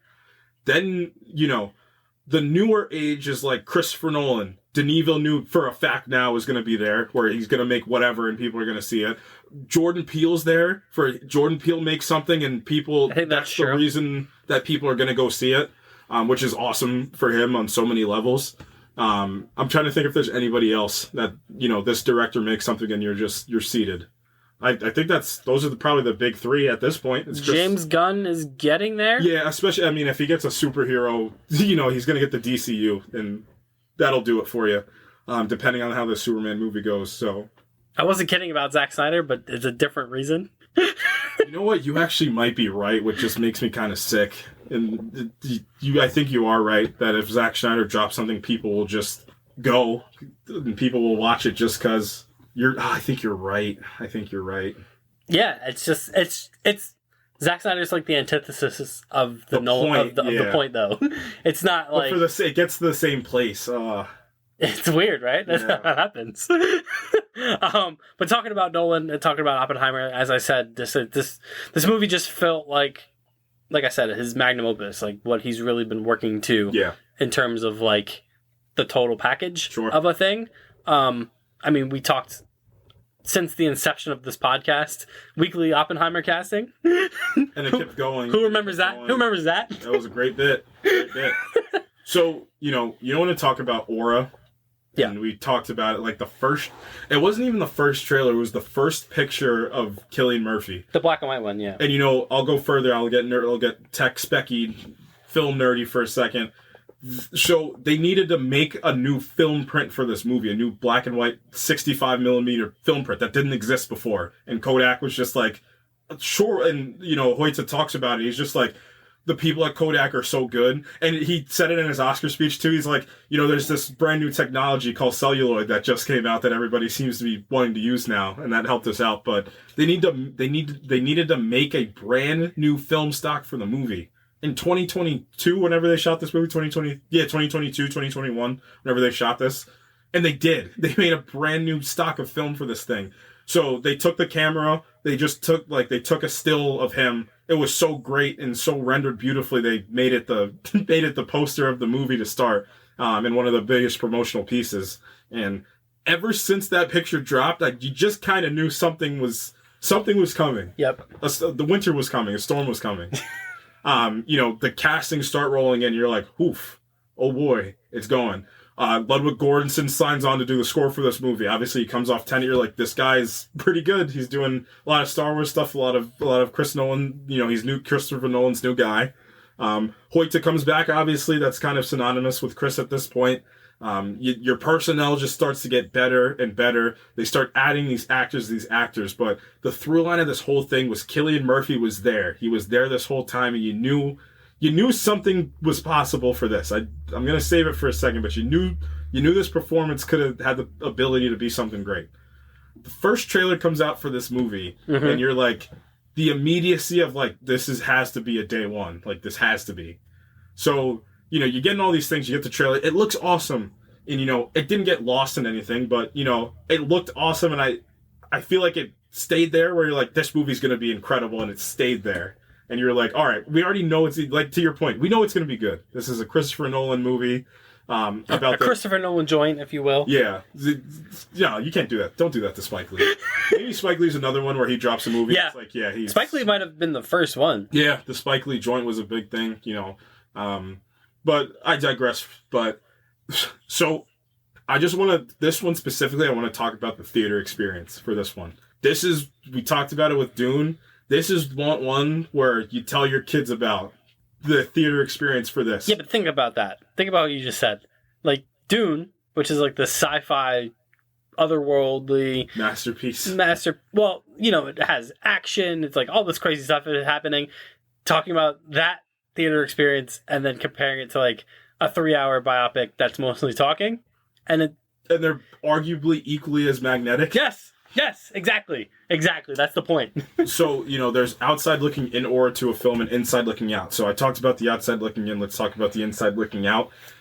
The movie starts, and it's just that frame of him looking at the drops, hitting the little puddle on the ground. And, the score starts to go a bit. It's like that little hum that, Nolan usually uses in that movie, that little hum. To keep it, what that does? It keeps your attention of something's like, something wicked this way come. Like, there's just something on the front that's coming with that little hum that he throws in his scores. So, the movie starts and Cillian Murphy, and the first frame you see of his face, I knew that, this performance was going to be an all-timer. You just get that feeling. Maybe he's got a good face, I guess. He does have a good face. You got a good face. It's young Oppie. Where is he at? Oxford, I believe. Doing his studying. So you already know something's. There's a point I'm going to make about all these things falling into place, but you get that first beat of the actor, and you're like, okay, okay, and then it's not about It's not about can you read music, Robert? Can you hear the music? Yes, I can. And then Ludwig Göransson's theme starts. One of the best pieces of score of all time to a movie plays, and you're like, uh-oh, I actively saw people in the theater like engaged, like, and that theater was packed. That was a packed theater. Crazy. It looked like there was no seats left in that theater. I think I had to buy those tickets fairly early, if not like right when the ticket sales dropped. This movie I think had one of the highest pre-ticket sales as well too. Yes. And I think Dune beat that, which is even crazier. But how you structure a film, and this is my point, and how you build a film and what film is. This is what this movie is. This movie is what film can be, and I think that's why it's so poetic that he says like we're 100 years in. Look how much further. 100 years in, look what you did. Like this, truthfully, I'm sorry if this is hyperbolic or I'm not supposed to say it because it came out last year. This is one of the best movies I have ever seen, and that's just the fact of the matter for me, at least. Like, it's everything that filmmaking is: auditory, visual, thematic wise, story wise. This is what acting wise, performance wise, it has everything in here. There's not one beat this movie is missing. It's tense. It's the comedic timing is good. Zero would be nice. Yeah. What's your humor setting, Tars? He said 75. Let's kick that down to 70. I still love Interstellar, man. I still love that movie. But how do they talk about it in these interviews? How do you physically represent? He talked about the difficulty of how to make this interesting. There's the question you ask, and then you get this, and you're like, well, was it ever a problem, or were you just lying to us about having to make this interesting? Because you make it.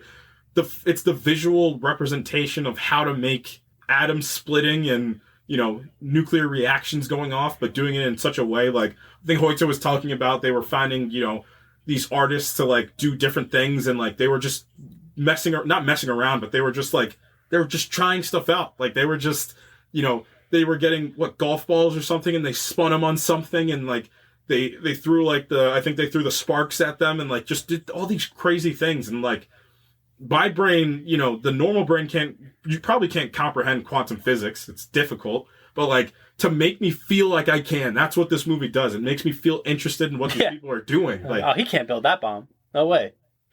Teller didn't think so. The science doesn't support it. Mm-hmm. I'm sitting there in the theater saying, you know what's crazy about this movie? Spoiler alert. The bomb goes off, like, halfway through it. Yeah. The Trinity test is just...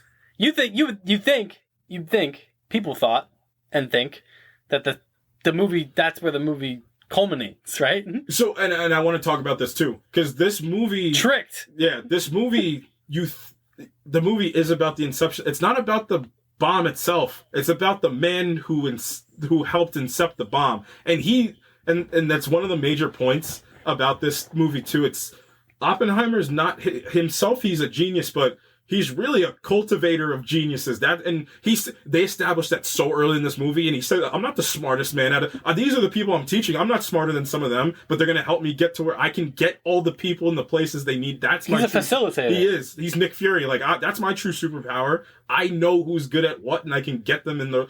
What he calls it, he's like, you're neurotic, you're a woman. Like, I'm like a charismatic guy, and, like, you know, who says it? I think, you know, Albert or somebody says it to him, like, that's your greatest asset, and it's your greatest downfall of, like, how... Boy, is it. Yeah, how charismatic of a person you are. That's why these people look at you like a god. Like, if you thought Einstein... Like, Tom Conti plays Einstein in this movie, you know, he said they're going to give you your awards, they're going to pat you on the back, they're going to call you one of the greatest physicists of all time, but, you know, you just unleashed something onto this world that we should not have this. You are, you know, this movie's based off American Prometheus, like... You are the Prometheus to these people. Like, you should have never given them the ability to ever do this, too. And, you know, that's where you need a performance that Cillian Murphy gives in this. You know, when we talk about another actor can step in, I don't know that another actor can step in and have this feel that I have when I look at his face, because you can tell this is true haunting of what you've done. Yep. But, you know, he doesn't take ownership for the thing he does because he is who he is at some point. Strauss says it. Yep. Strauss says it. He said he never once apologized for Hiroshima, and, you know... If you asked him to do it again, he absolutely would. Yeah, he would, because it made him the man that he was today. And is that true? And again, this is what... And I talked about, this is what theme is. Theme is a question. It's not a definitive statement. Theme's a question. So, like, that's one of the things I touched, like... Does he regret the bomb? Probably. But would he do it again? Maybe. Probably. For the science? Is it for the glory? Maybe. You know, he definitely felt the glory of the situation, but he also felt the horror. Like, this movie indirectly has some pretty solid horror. I mean, this movie pulled off, after the Trinity test, one of the best scenes I'd seen in some time. And that's funny, because I'll probably say that a couple times for this movie. And that's, you know... the rally after the Trinity test, and then after you find out that Hiroshima was bombed, and, you know, you get to this rally scene, and, like, the sound mixing is just otherworldly. Like, the sound drowns out, and, you know, the lights flash. Like, one of the things that happens is, like, whenever he's in, like, a stressful, tense situation, we didn't even talk about the courtroom proceedings too. Both of them. There's like two separate ones, but, you know, the lights flash of, like, the first initial bomb release, and, like, you're waiting, and then he's just like, I wish what he said, I just wish I had one more, I wish we had one more to use against the Germans, and everybody stands up, but you only hear the sound of them standing up. You know, he's walking through the crowd, you see the one, you know, man holding the dead woman, and then you see the woman incinerated by the nuclear, like, he steps in the one woman, like, that's been evaporated by the bomb. Like, it's horrifying. Like, you release the thing. You never even, like, Kenneth Branagh's character talks about it, like, you should have, you know, you've done what you've done. I hope you're ready to live with what you've done, because you changed the world. Like, you changed the world. The world's never going to be the same place. Yeah. I mean, that's what the end of the movie is, too. Mm-hmm. It's the same exact stepping into the realm Yep. of the unknown. Yep. When I came to you with those calculations all those years ago, when I thought we would, I thought we would incinerate the world. I believe we did. Mm-hmm. Man, it's a special performance, and then in a movie that's littered with them. I mean, Robert Downey. We can talk about Robert Downey Jr. now. Obviously, won himself an Oscar for Best Supporting Role as Louis Strauss. Painted as the antagonist, but is he? Again, it's the complexities that lie within the simplicities. He's the antagonist in the sense that he is clearly all for the personal glory. Yeah. That masquerades as kind of like, I'm doing it for the country kind of thing, which he's really not. And I guess that's what makes him the antagonist of this, is that he's really just trying to gun down Oppenheimer like for his own personal gain. Sure. But man, Downey is good. Mm-hmm. He's so powerful, but he's so methodical in the way too. I mean, powerful right up until the very end, until he gets upended by Rami Malek. Yeah, and a junior senator, I think, from Massachusetts. Can we talk about it? Yeah. This movie is a superhero movie. I don't know if you guys put two and two together if you watch this. This movie is structured just like a pretty dang good superhero movie. Yeah. There's a suit up scene. There is a suit up scene. There's a rally the troops scene. There's a third act, the fallout from what you did in the new world that you step into from Captain America the Winter Soldier. Like, this movie is just a pretty good superhero movie if we really want to get into it. He's larger than life. He's just Strauss? I mean, Strauss is a good antagonist to have. I thought about this too, and you actually just, helped extend that point I was thinking about to myself. I think often about movies that have not great villains to heroes, but not even protagonist to antagonist, but great antithesis to each other. Those are sometimes the best counterpoints. The best one, in my opinion, and the most thought-provoking one, always for me, will be Daniel Plainview and Eli Sunday from There Will Be Blood, because face front, Daniel Plainview's the hero and Eli Sunday is this religious, villain, but it's not.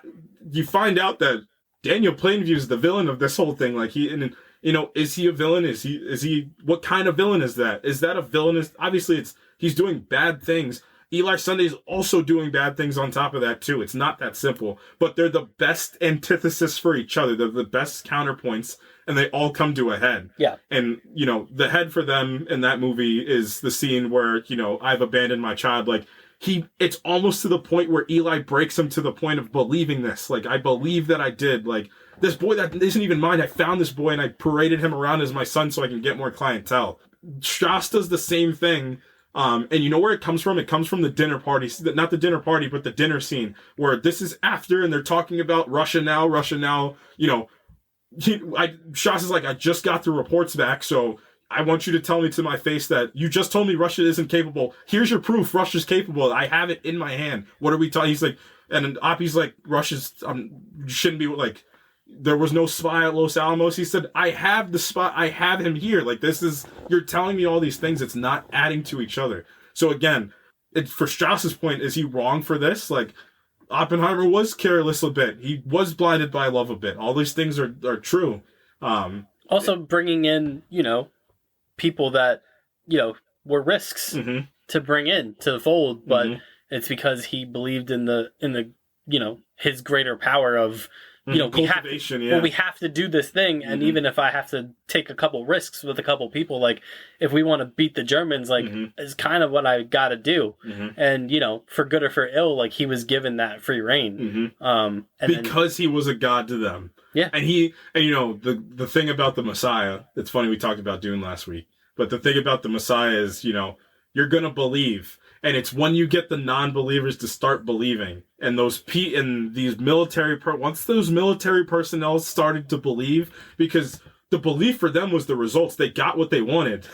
They got the bomb. They used the bomb. The war was over. So now, not only to these scientific geniuses was Oppenheimer a god, now to these people, this was this deity that had just given them ultimate power, much like Prometheus did. So it was the perfect storm for him to be this absolutist man that was just, this perfect beacon of, power, the idea of what power can be. And Strauss talks about it. He's just like, it's Oppenheimer's fatal flaw against, essentially. And it's, fatal flaw for character storytelling is usually deathly, but it's not his death. It's the death that he could have brought about the human race, and that he still to this day could bring about the human race if it so be it.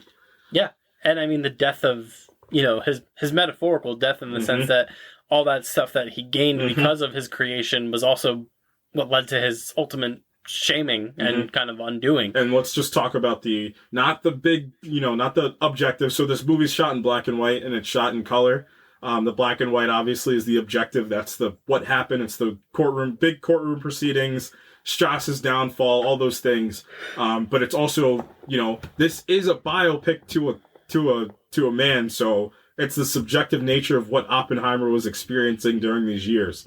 I love what, obviously they pull the scene early, and they, his hat flies away. And then and Einstein walks right past Strauss, and Strauss is like, what did you say to him? He's like, nothing. Like, it's nothing. He's just like, he told him, like, they're going to give you your medals. They're going to give you everything that you ever wanted. But look at what you did. Like, this is what you're going to have to live with for the rest of your, not for the rest of your life, for the rest of time. Like, you've unleashed something. Like, I'm now a relic of a time past. And the line is said in the movie is like, why didn't you get Einstein? He said, Einstein's in his theory of relativity is just not, it's not, he's not him. It's not needed anymore. Like, it's just, we don't, his science and his math it's over. That era's gone. He's cooked. It's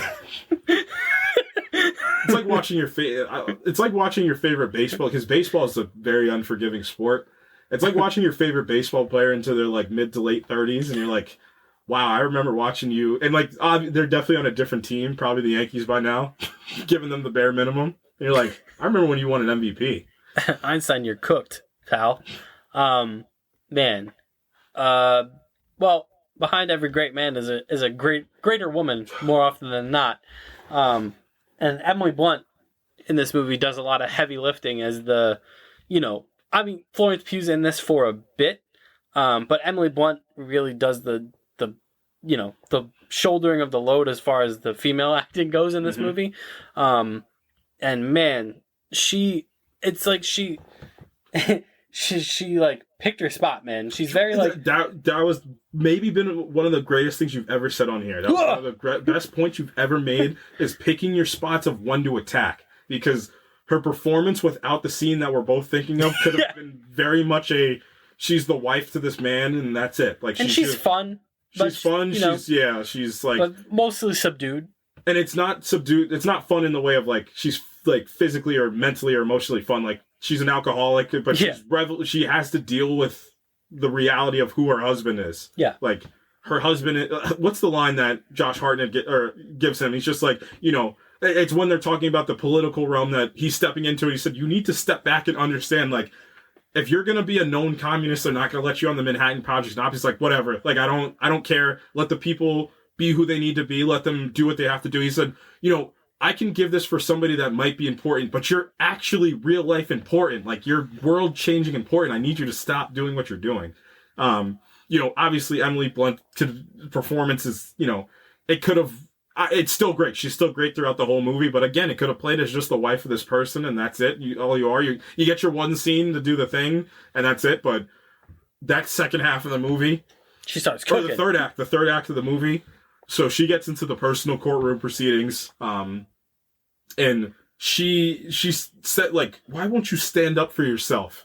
Like, you're watching these men rip you apart, and after what you've done for the world.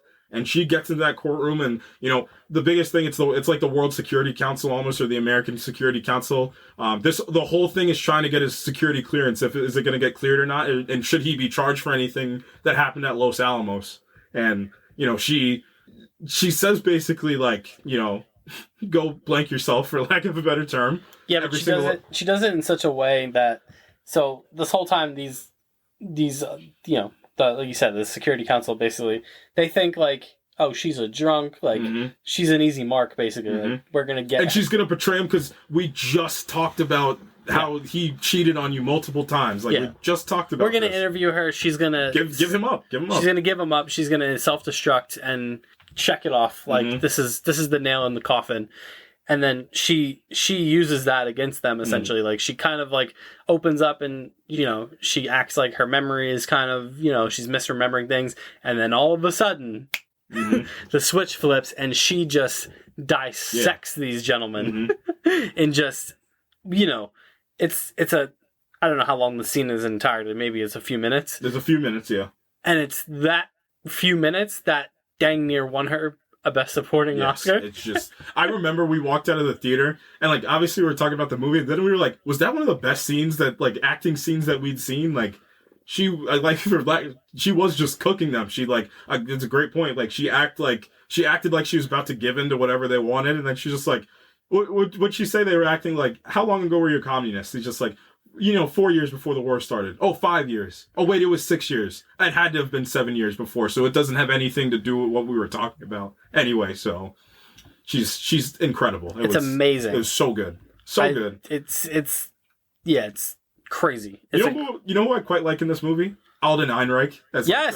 As Strauss's, you know... What a heat check. Liaison advice. We gotta save the heat check because there's a character heat check in here towards the end of this movie that helps a lot. But, you know, performance-wise, there's just everybody... Florence Pugh's great. And, you know, it's gotta be said that Florence Pugh's, 27?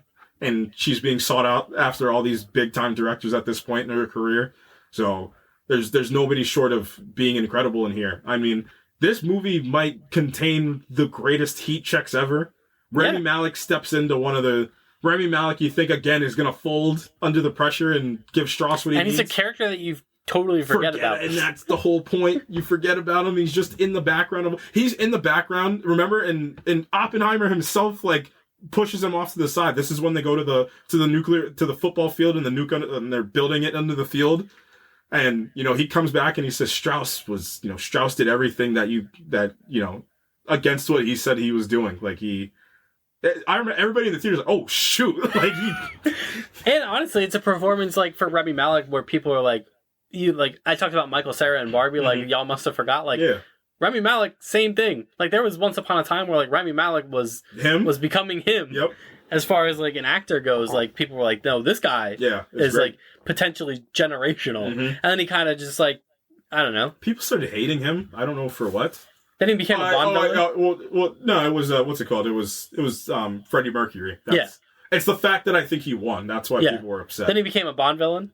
Which maybe one of the most effective modern-day Bond villains of taking the classic Bond villain idea and putting it on. And then he's just in this for a couple minutes. And then when he shows up at the end, just absolutely just, again, much like Emily Blunt, like, it does feel like a lot of these actors, like, especially like the prolific ones that kind of got kind of lesser roles, it felt like no one, like, the pitch was like, you're gonna come in and you're like, you got this relatively minor role, but I'm gonna give you a moment. I know this is like, I keep referencing this to sports, but like, this is like when, like, you need a relief pitcher to come in here, and I'm talking a shutdown 1-2-3 in the World Series type. I need you for one inning just to come in here, do exactly what we need, and get the offense back out there. It's exactly what happened. Yeah. You know who Casey Affleck steps in this movie, immediate magnetism as soon as he steps into this movie, and he's in this movie for so short. Who is he? He's I forget who he is. But he plays one of the intelligence guys. Right. And I love the way Matt Damon explained. Matt Damon's such a good exposition piece in this movie too, because he props these people up as like, this is the person you need to worry about. This is the person that needs to help us do this thing. You're an idiot for thinking this person can help you, but he's there every step of the way to explain. And then Oppenheimer's on the other side. They're just Matt Damon and also in this movie is just, again, it's exactly what he needed to be in this movie and then some. Obviously David Dastmalchian's in this movie. And then Dane DeHaan on top. Dane DeHaan, generational hater, maybe more than Strauss actually. He like actually hated Oppenheimer, like personally. Like he's like the type of guy where like he really like, did he pee in my coffee this morning? Like he really can't stand that guy. Yeah. But like I said, all these performances are great. My childhood came back.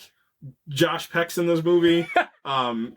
Alex Wolff's in this movie. Like all my Nickelodeon shows, funny enough, were coming Jack back. Quaid. Jack Quaid's in this movie. But nobody feels like a out of place, weird person to be in this movie. Everybody feels like Again, they belong. it's no one feels out of place. Like, no one has that, like, Ryan Gosling in Remember the Titans. Like what is that person I doing still there? think you're extending that point more than it is, but it is funny. So Like, what is that person doing General here? Groves, that's who he plays. Like, no one ever feels that way. It's crazy. Mm-hmm. Like, especially, and then you get into the scene with the president, and a whole bunch of other famous people show up. Gary Oldman just pops out of nowhere, plays Truman, and one of the is.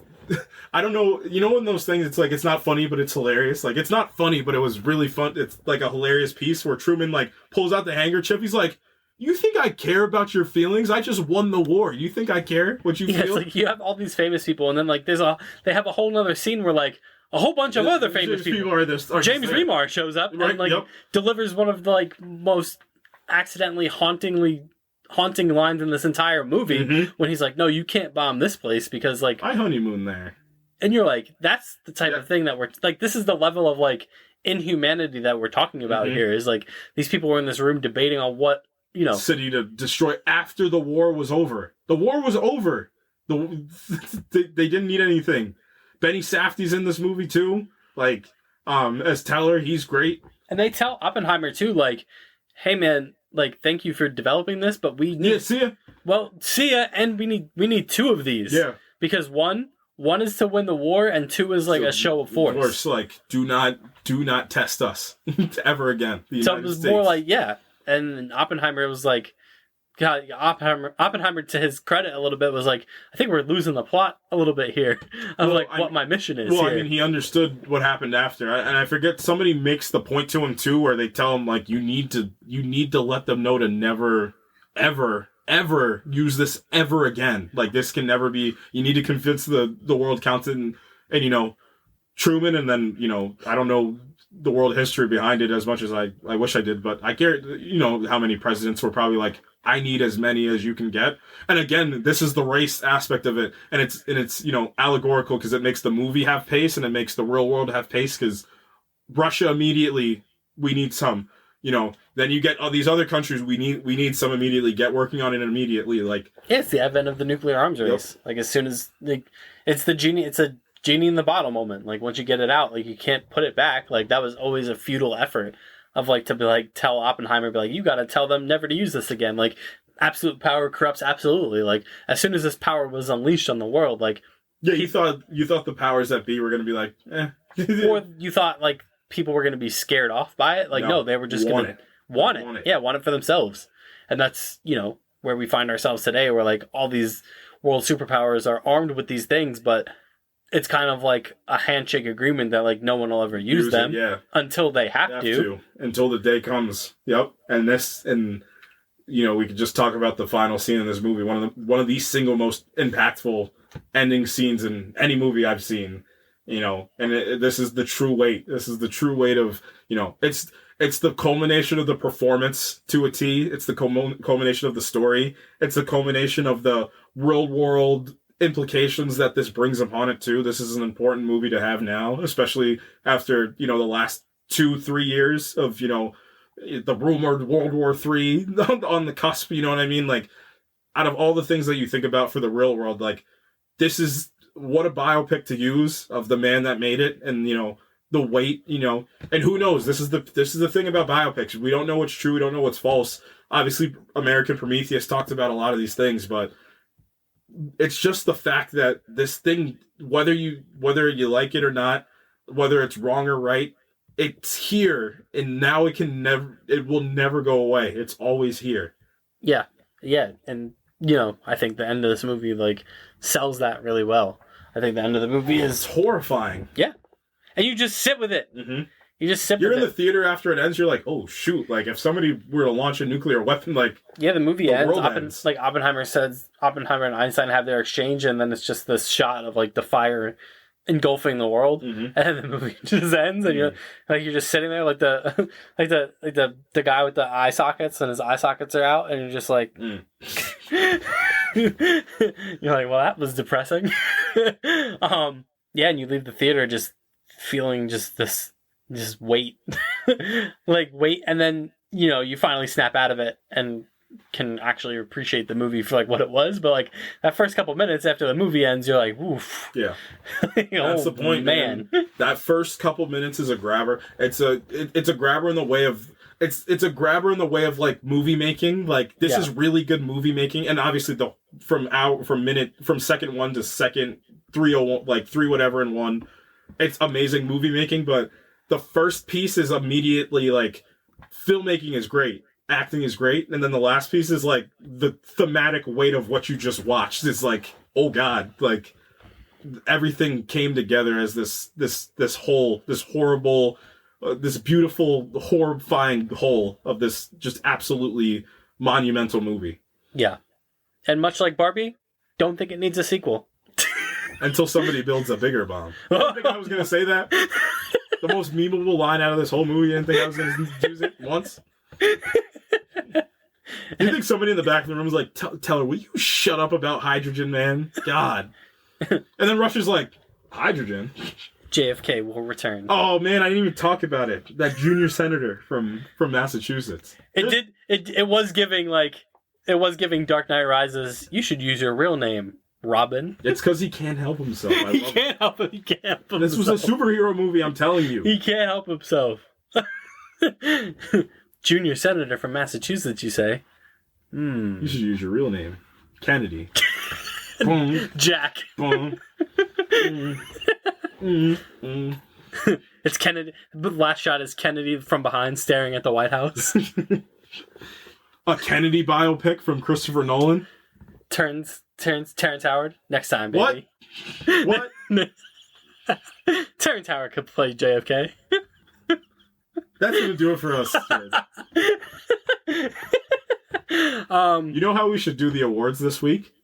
We should just, when we do it, we should just do both movies when we talk about the awards. Oh no! It's a great plan. Don't you worry. This sounds like a nightmare. It's gonna go. Don't worry. If I can find it. Also, Oppenheimer made $958 million. Weak.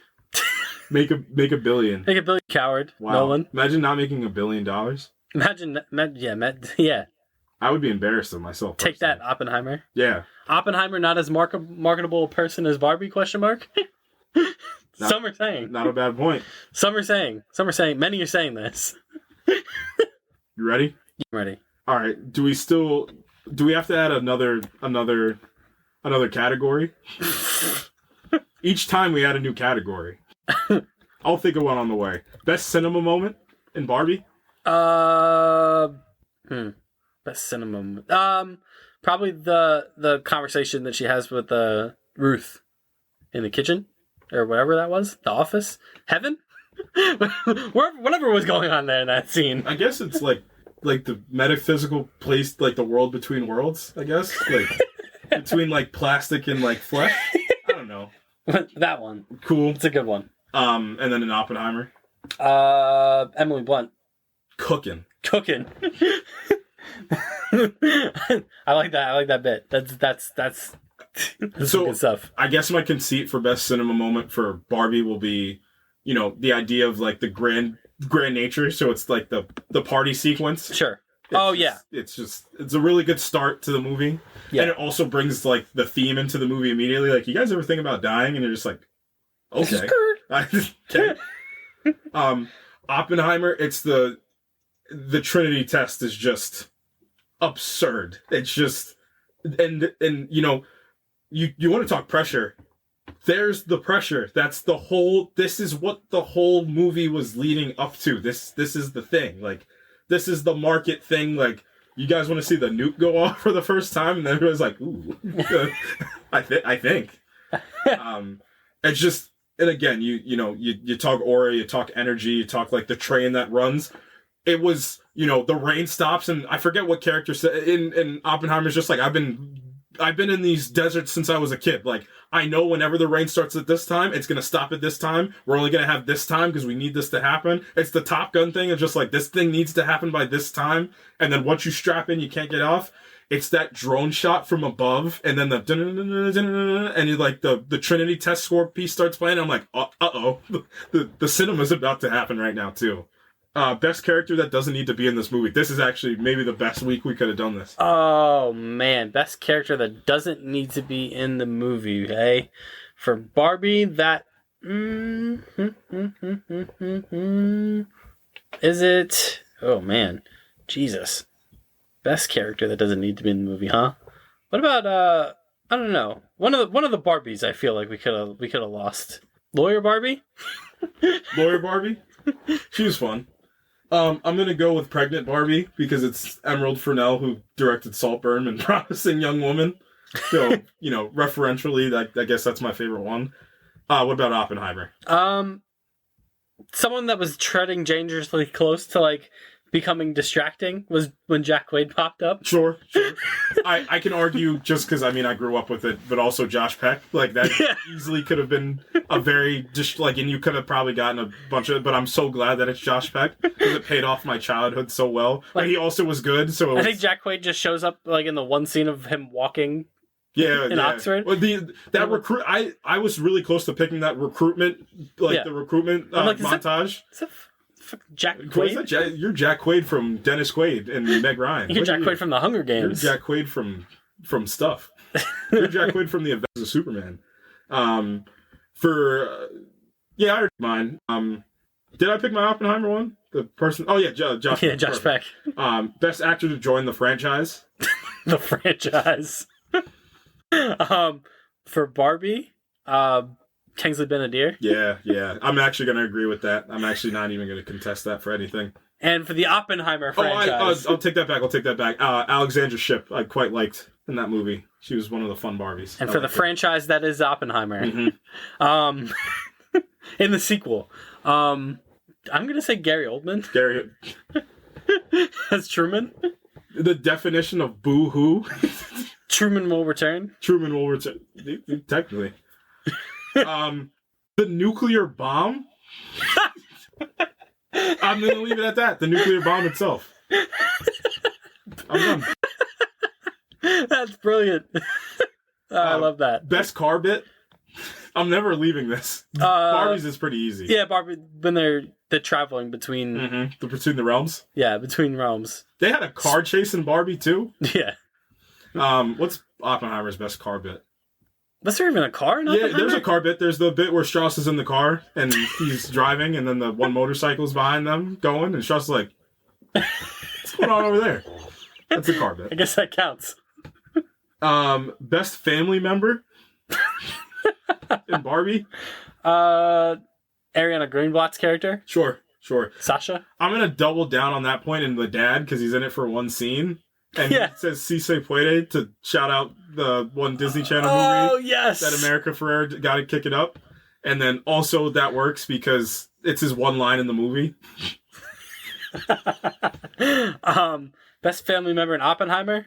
Oppenheimer's brother? Yeah. Oppenheimer's brother, because he fought so hard to get him in there. And he might have been a spy. He's a communist. I said suspected. Yo, Matt Damon is great in that movie. He is. Who's my favorite family member from there? Casey Affleck? Yeah, let's look at it differently. Let's find, I'm going to use Jack Quaid for that one if we're talking real world family member. You're Jack Quaid from Dennis Quaid. Favorite planet? Just kidding. Barbie Land, sure. Kenland for me. Favorite side mission? Ken trying to get a job in the real world. That's just, it's incredible. The whole thing is awesome. Favorite side mission in Oppenheimer? Oh, man. Matt Damon's kind of rising through the ranks of the U.S. Army by way of the Los Alamos project. It's a solid side bit. One who seems to have reaped the most benefit. Sure. With few of the repercussions out of anybody. My favorite side bit in Barbie is probably the Mattel, the Mattel. Yeah, sure. The Mattel building is like a good sub piece of the movie where it's just shenanigans and it's funny because obviously it's supposed to be a hyper realization, but I promise you there's probably some board meetings that are much more akin to that than you would think. Yeah, sure. In Hollywood. How do you think we got Madam Web? But my favorite side bit in Oppenheimer, my side mission, communism. Or like What do you mean by that? The denouncing of communism. Yeah. The denouncing of communism will be my best side bit in that movie. There you go. And Oppenheimer, like, well, yeah. My girlfriend loves. Don't you have a wife? My girlfriend loves communism. my wife subsequently also loves communism. Loved communism. Watch your mouth. Best side character. There we go. Now we can start cooking. I already spoiled this before, but Michael Cera's character in Barbie is amazing. And then in Oppenheimer, I'm gonna go with. I like your Alden Ehrenreich. Yeah, he's just again understanding the assignment, but Where he's like takes it himself. He's like, wait, are you the bad guy? Strauss? That I work for? Strauss is like, absolutely not. Yeah. Do you know he never once regretted Hiroshima? What are you yelling at me for? Yeah. The other guy's looking outside the window. He's like, the press is outside. The junior senator from Massachusetts. Can you relax a little bit? My favorite side character from Barbie is probably gonna be, what's his name? From Chiwetel Ejiofor. Yeah. I love him quite a bit, and anything he does, Sex Education and Barbie, he's always great. And then for Oppenheimer, it's gonna be Casey Affleck. Like that was the first time that had happened in the movie where, I'm gonna take everything I just said. I actually apologize, and I'm gonna go to Bernard from the Santa Claus. That's my favorite side character in Oppenheimer because David Krumholtz. Yeah. You know why? Because he tells him, he's probably one of the first people to tell him about himself and tell him, like, you need to be you. Like, this is the only way this is going to work. You need to be J. Robert Oppenheimer. You don't need to be a conduit for them or a placeholder for this. Like, you need to be you. Simba, remember who you are. He does have big, wise, sage character energy, for lack of a better term. Best stance? Just kidding. Best boss fight? Is it the Alan scene in Barbie? Yes. It's a good boss fight. It is. Alan just going crazy. Oh, I'm going to take the I'm Just Ken. Absolute Return of the King level battle that they Come on, man. Oppenheimer v. the American Security Council. Yeah, yep. In a verbal battle of wits. That Oppenheimer loses? Oppenheimer did lose, but Kitty Oppenheimer didn't lose. She went down swinging. My best boss fight for Oppenheimer, I'm probably going to take... Is it Oppenheimer getting his butt whooped by, anti-evangelism, for lack of a better term? Like, is it like his understanding of, like, the God complexes and all it's cracked up to be? Is it him against himself is the greatest boss fight in that movie? I love that. That's what I'm sticking with. Best send-off? Barbie herself gets a pretty sweet send-off. I'm also going to take that. That's great. At the end of that movie. Yep. Best send-off for Oppenheimer? Einstein gets a pretty good send-off. Yeah, he does. He just walks away. I love Einstein's, like, weird, ethereal presence. And you know what's crazy? Sometimes you gotta, overtly extend for bio. Like, I just feel like that probably was also Einstein in real life. Part of me felt like it was like, I felt like in a lesser movie that was like kind of like fantastical in nature, it wouldn't have surprised me if like they did like the Sixth Sense thing with Einstein. Like Einstein was dead the whole time because he just showed up at various points of Oppenheimer, and he would just like sometimes it would just be like he would just have that like that sad like Tom Conti face that he would just like look at Oppenheimer, and then Oppenheimer would turn and he would look back and Einstein would be gone. You're like, what's going on here with Einstein? Who's got the best send off in Barbie? Yeah, I mean, I'm gonna agree. It's that the Barbie send off is great. Oppenheimer's best send off. Florence Pugh's character? Just kidding. Yeah, come on.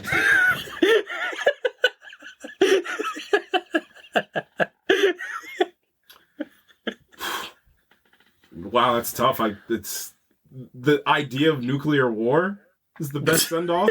I guess this guy's getting philosophical. I am. That's these categories. That's my point. Saddest moment? Oh God. So Barbie, I guess. You know when I felt sad in Barbie when Sasha chewed her out in the cafeteria. I was like, woof. You know what's funny brutal about that scene? It's also obviously I knew from the second that Margot Robbie was on screen, but it was Margot Robbie's pronouncing of herself in public as Barbie, where she's just like, I'm Barbie, and I was like, oh shoot, you are Barbie, like you actually are. I guess for me, the sequence where Greta pulled all the submissions of all the mothers and daughters together is just woof. Saddest moment in Oppenheimer. When he didn't get his security clearance renewed. Yeah. I mean it's just the intrinsic horror of after the bomb falls. Mm-hmm. Like there's just this horrific melancholy, even though it's like a celebratory moment, like we know, like as the viewer, like that this, and that's why I never quite understood the criticism of like they should have shown the bomb falling. Like, no, you get it. Yeah. You get it.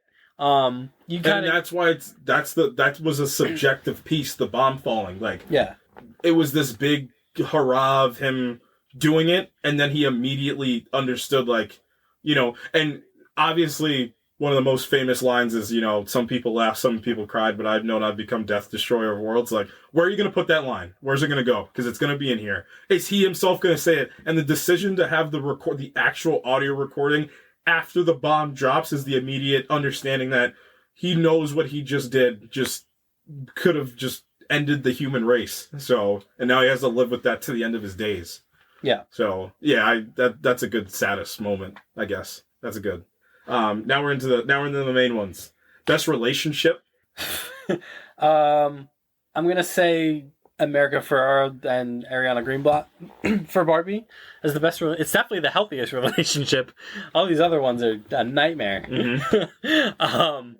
So yeah, that would be mine. I like the come around too at the end. Like, we talk about this all the time. Like, it'll always when the one character makes the turn from being like kind of like an unlikable brat to kind of like coming around on the point. Looking at you, Indiana Jones. Looking at you, Indiana Jones. The Dial of Destiny. So I like their dynamic. It's good. Nice to see America Ferrera too, like in like the motherly role. Mm-hmm. After like I feel like I spent my whole life with her being like in these like teen, like she's always like the brat, like the bratty and then daughter. She grows up and then Ugly Betty, she's like the sisterly, like coming of age-ish. Now it's like you get to be the mom this time, and you're doing incredible. Yeah. Oppenheimer. Oppenheimer and his wife. Ironically. You want to talk about a date like I'm with you to the end? Yeah. Oof. Even Teller, who, was Oppenheimer, friend is a loose term to use, but, I did almost say Groves and Oppenheimer, though. Not Groves. What was his name? Yeah, Groves. Yeah, Matt Damon. Yeah. Oh, yeah, Matt Damon was Groves. My bad. But I hate you because I was going to use that. I think I'm still using Oppenheimer and his wife. Yeah, but no, Oppenheimer and Groves are a perfect counter. They're the perfect, they're the perfect, movie trope. Like these two guys that shouldn't work together, that respect each other at the end of the day, get into it a couple of times. They punch for a bit, then they're mates. That's all they. Yeah. And even Groves, Groves has to fall on his sword a bit at when he goes to the courtroom proceedings, but also Groves understands, like, look what you gave us. Like, you did get me promoted. You did do all these things for me. And like, I did, I might not have liked you, but I did respect the heck out of, what you were able to cultivate. Like, I don't even understand how you were able to do any of these things or get all these people on board with what you did. Barbie, I mean, it's tough not to say America Ferrera and Ariana Greenblatt. It's super difficult not to say it. Do you want me to get philosophical again? I guess for Barbie, yes. Is it like the patriarchy to, what the world could be if it didn't exist? Oh man, it's good stuff. I'm not missing, unfortunately. Most underrated character? In Barbie, I'm gonna say Issa Rae's character, President Barbie. I think it's quite underrated. Official. Yeah, it's so fun. I think that character's a little undercooked. Not in like an egregious way, but like, I don't know. She was good. She was great every time she was on screen, mm-hmm.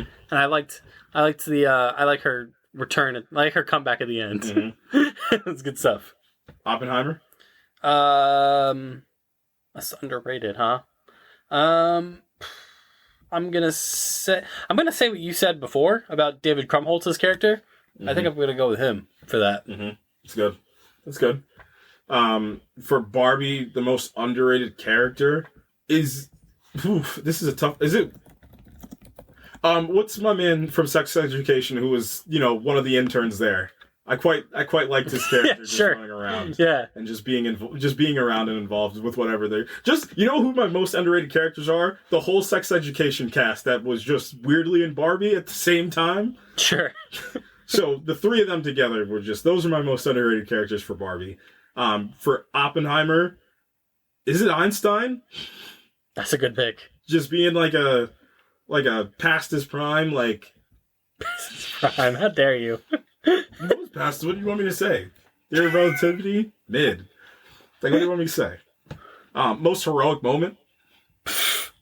We're gonna get real close to some stuff when talking about Oppenheimer. Most heroic moment in Barbie is probably the speech. Mm-hmm. The America Ferrera speech. Mm-hmm. I would say, because that's kind of what galvanizes everybody, mm-hmm. including the Barbies. Mm-hmm. So I would say that. Most heroic moment in Oppenheimer, eh? Careful, man. You gotta be real careful here. Is it Oppenheimer's commitment to the bit? that he was sure that there were no spies at Los Alamos? Yeah, he was standing on... It was airtight at Los Alamos. I said, you guys were going to parties every weekend at Los Alamos. You were sending guys to Missouri, Germany. Mm-hmm. You were running a loose ship there, partner. He was. So I think his commitment to his boys mm-hmm. is very heroic, sure. Even if his boys didn't return the favor. Sure. I guess that's most heroic bit in Barbie. Is it Ken understanding that he is enough? It's really heroic of oneself to understand that you are enough of a person. When he throws the jacket away. Mm-hmm. That jacket was cool. Shout out Sylvester Stallone. Oppenheimer's most heroic moment. I mean, on paper, heroic moment is that recruitment montage is fine cinema right there. That's some fine cinema. It is it's momentous. It's got kinetic energy, if I may. It's good stuff. Energy. Best bit. Man, in Barbie the best bit.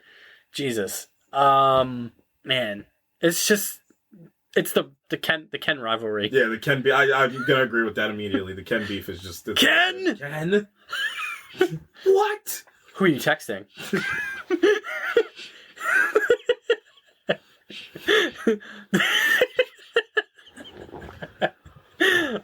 The best bit in Oppenheimer. Oh boy. Man, the best bit in Oppenheimer, huh? Oh, I know what mine is. I think mine is what you were saying earlier about Matt Damon's character. This is his commitment to exposition, mm-hmm. where he's like, "All right, now that the nerds have spoken, let me just say what's happened here, mm-hmm. so everyone else can understand it." Mm-hmm. So I think that's mine. You know what the best bit in Oppenheimer is? I told you to stop calling, but you answered. Stop bringing me flowers. Yeah. Bringing you flowers. Yeah. Guess the one time that he didn't bring her flowers, she died. Come on, man. Barbie's best bit? Anything with the Mattel crew is just they're very bitish and they're very. Wasn't there a bit in there? Wasn't there like a thing they kept going to the well on? Yes, with them. Yeah, I can't remember exactly what it was. There's something they kept going to the well about, and I can't remember what it is, but it was always good stuff. Yeah. Best battle. The beach battle. Yep, beach battle from I'm Just Ken. from Barbie. Rivals any big battle in any movie. The Avengers Endgame battle pales in comparison to that. Best battle in Oppenheimer is probably the Strauss v. Oppenheimer shadow war mm-hmm. going on throughout the movie. Yep. It's the most, engaging bit of legal stuff you can put on a screen, I think. So they do the thing 2 hours into the movie, and you're like, ooh, what a movie. And then you're like, oh, shoot, the promotion said there's still an hour left in this movie. Yeah, what's left? Maybe the most magnetic piece of the movie itself, maybe the most thrilling piece of the movie is the third act. Yeah. I'm just going to agree with both of those. Favorite cameo? This is great. John Cena in Barbie, for sure. was tremendous. It was a revelation that he just shows up and he's just there. Best cameo in Oppenheimer? Oh man, I don't know. Is it Hap Lawrence as Lyndon Baines Johnson? Yeah. That's you're wrong, but that's a good one. You're wrong. I'll just start with my Oppenheimer one for cameo. It's easily Gary Oldman as Truman. Like there's actually no. I didn't know if that counted. I wanted to say that. That's 100% a cameo. That came out of nowhere. You're President Truman from history. Like that. He cooked Oppenheimer too. He cooked him.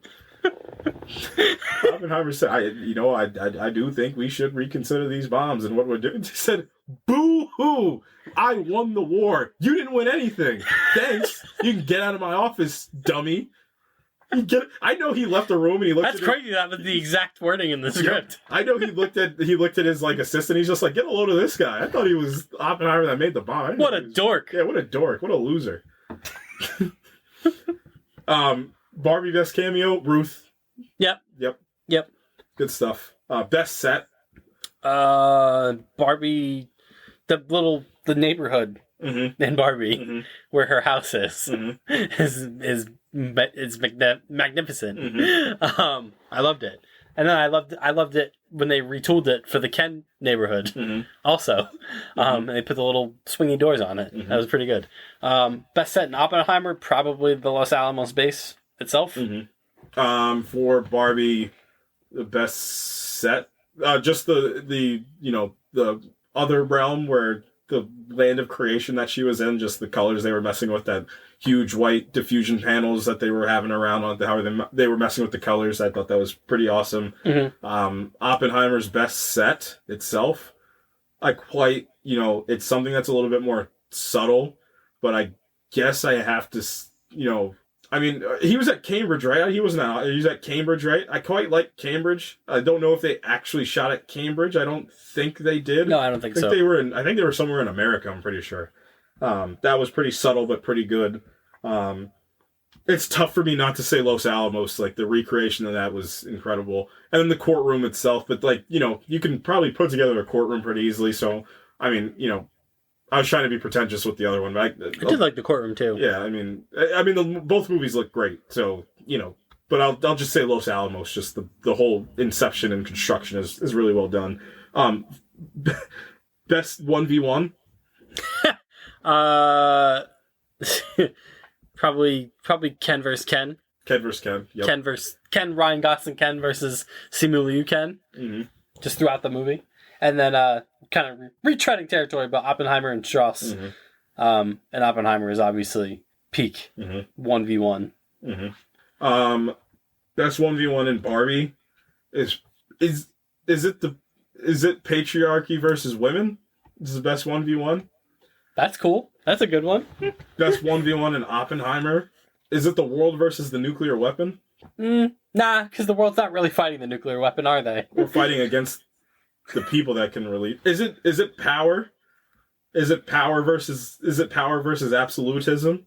Is that the best 1v1? That's a good one. It's like the concept of what power could do, like power itself. That counts.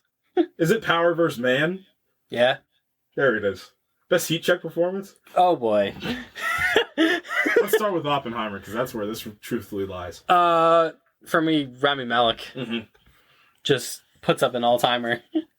Emily Blunt comes close. And I think she's in it for the rest of the movie a smidge too long. I'm gonna have to go with Dane DeHaan, because Skip Bayless level hater, hates that guy. He hates him. David Dastmalchian also hates him too. There's a lot of guys that hate Oppenheimer in this movie. Barbie best heat check, huh?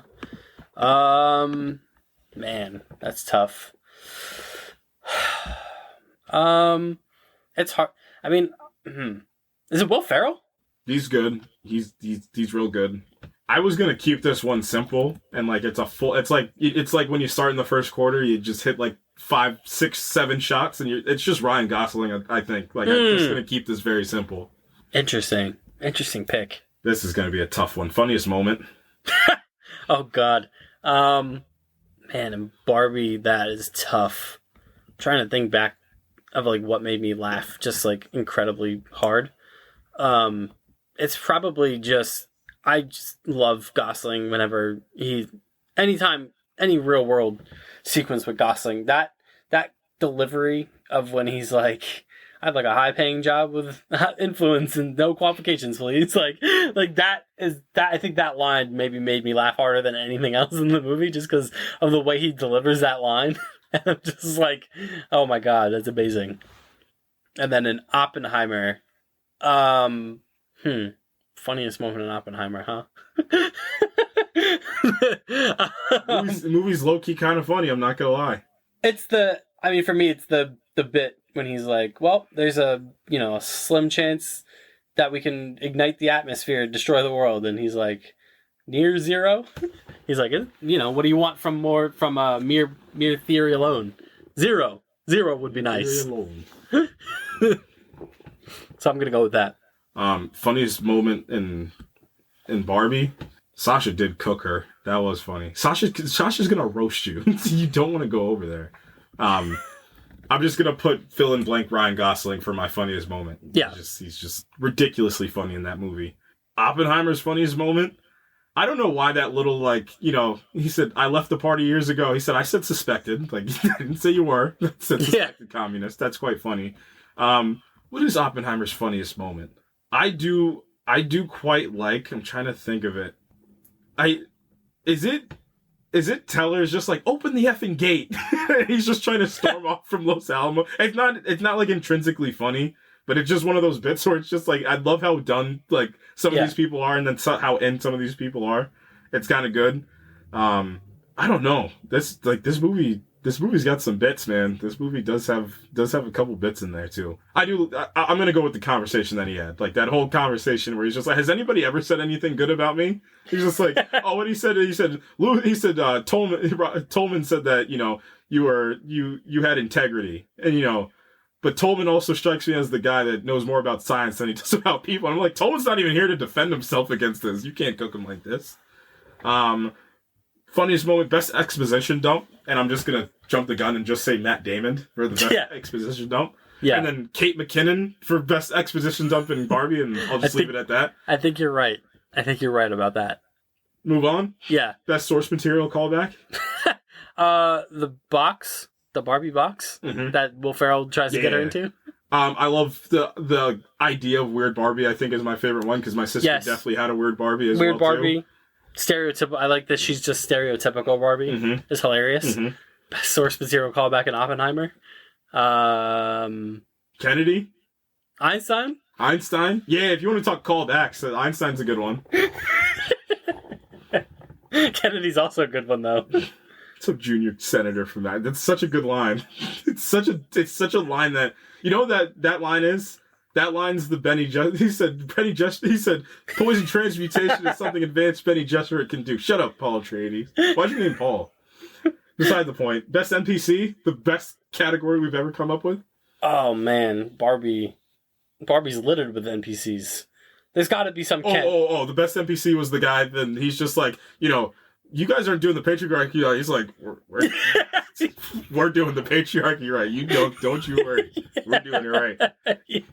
Yeah, that guy is tremendous. Shout out that guy. Who's Oppenheimer's best NPC? I don't know. They're all so famous. They are all really famous. It's funny for me. I know I get it. He's an actor and we know him, but James Remar's character gives off big NPC energy. Sure. Even though I know he's James Remar, and that's kind of defies the spirit of the award, but he just comes in and he's just like, you can't bomb that town because I vacation there. Yeah. I quite like Lomanitz as an NPC because he's his first student, but then Lomanitz becomes so important to being one of the first spies out of Los Alamos that gave up information. I don't know why he's just he's it's the fact that he's such a catalyst to this whole thing of the courtroom proceedings that I'm thinking about. Is the best NPC the idea of the hydrogen bomb?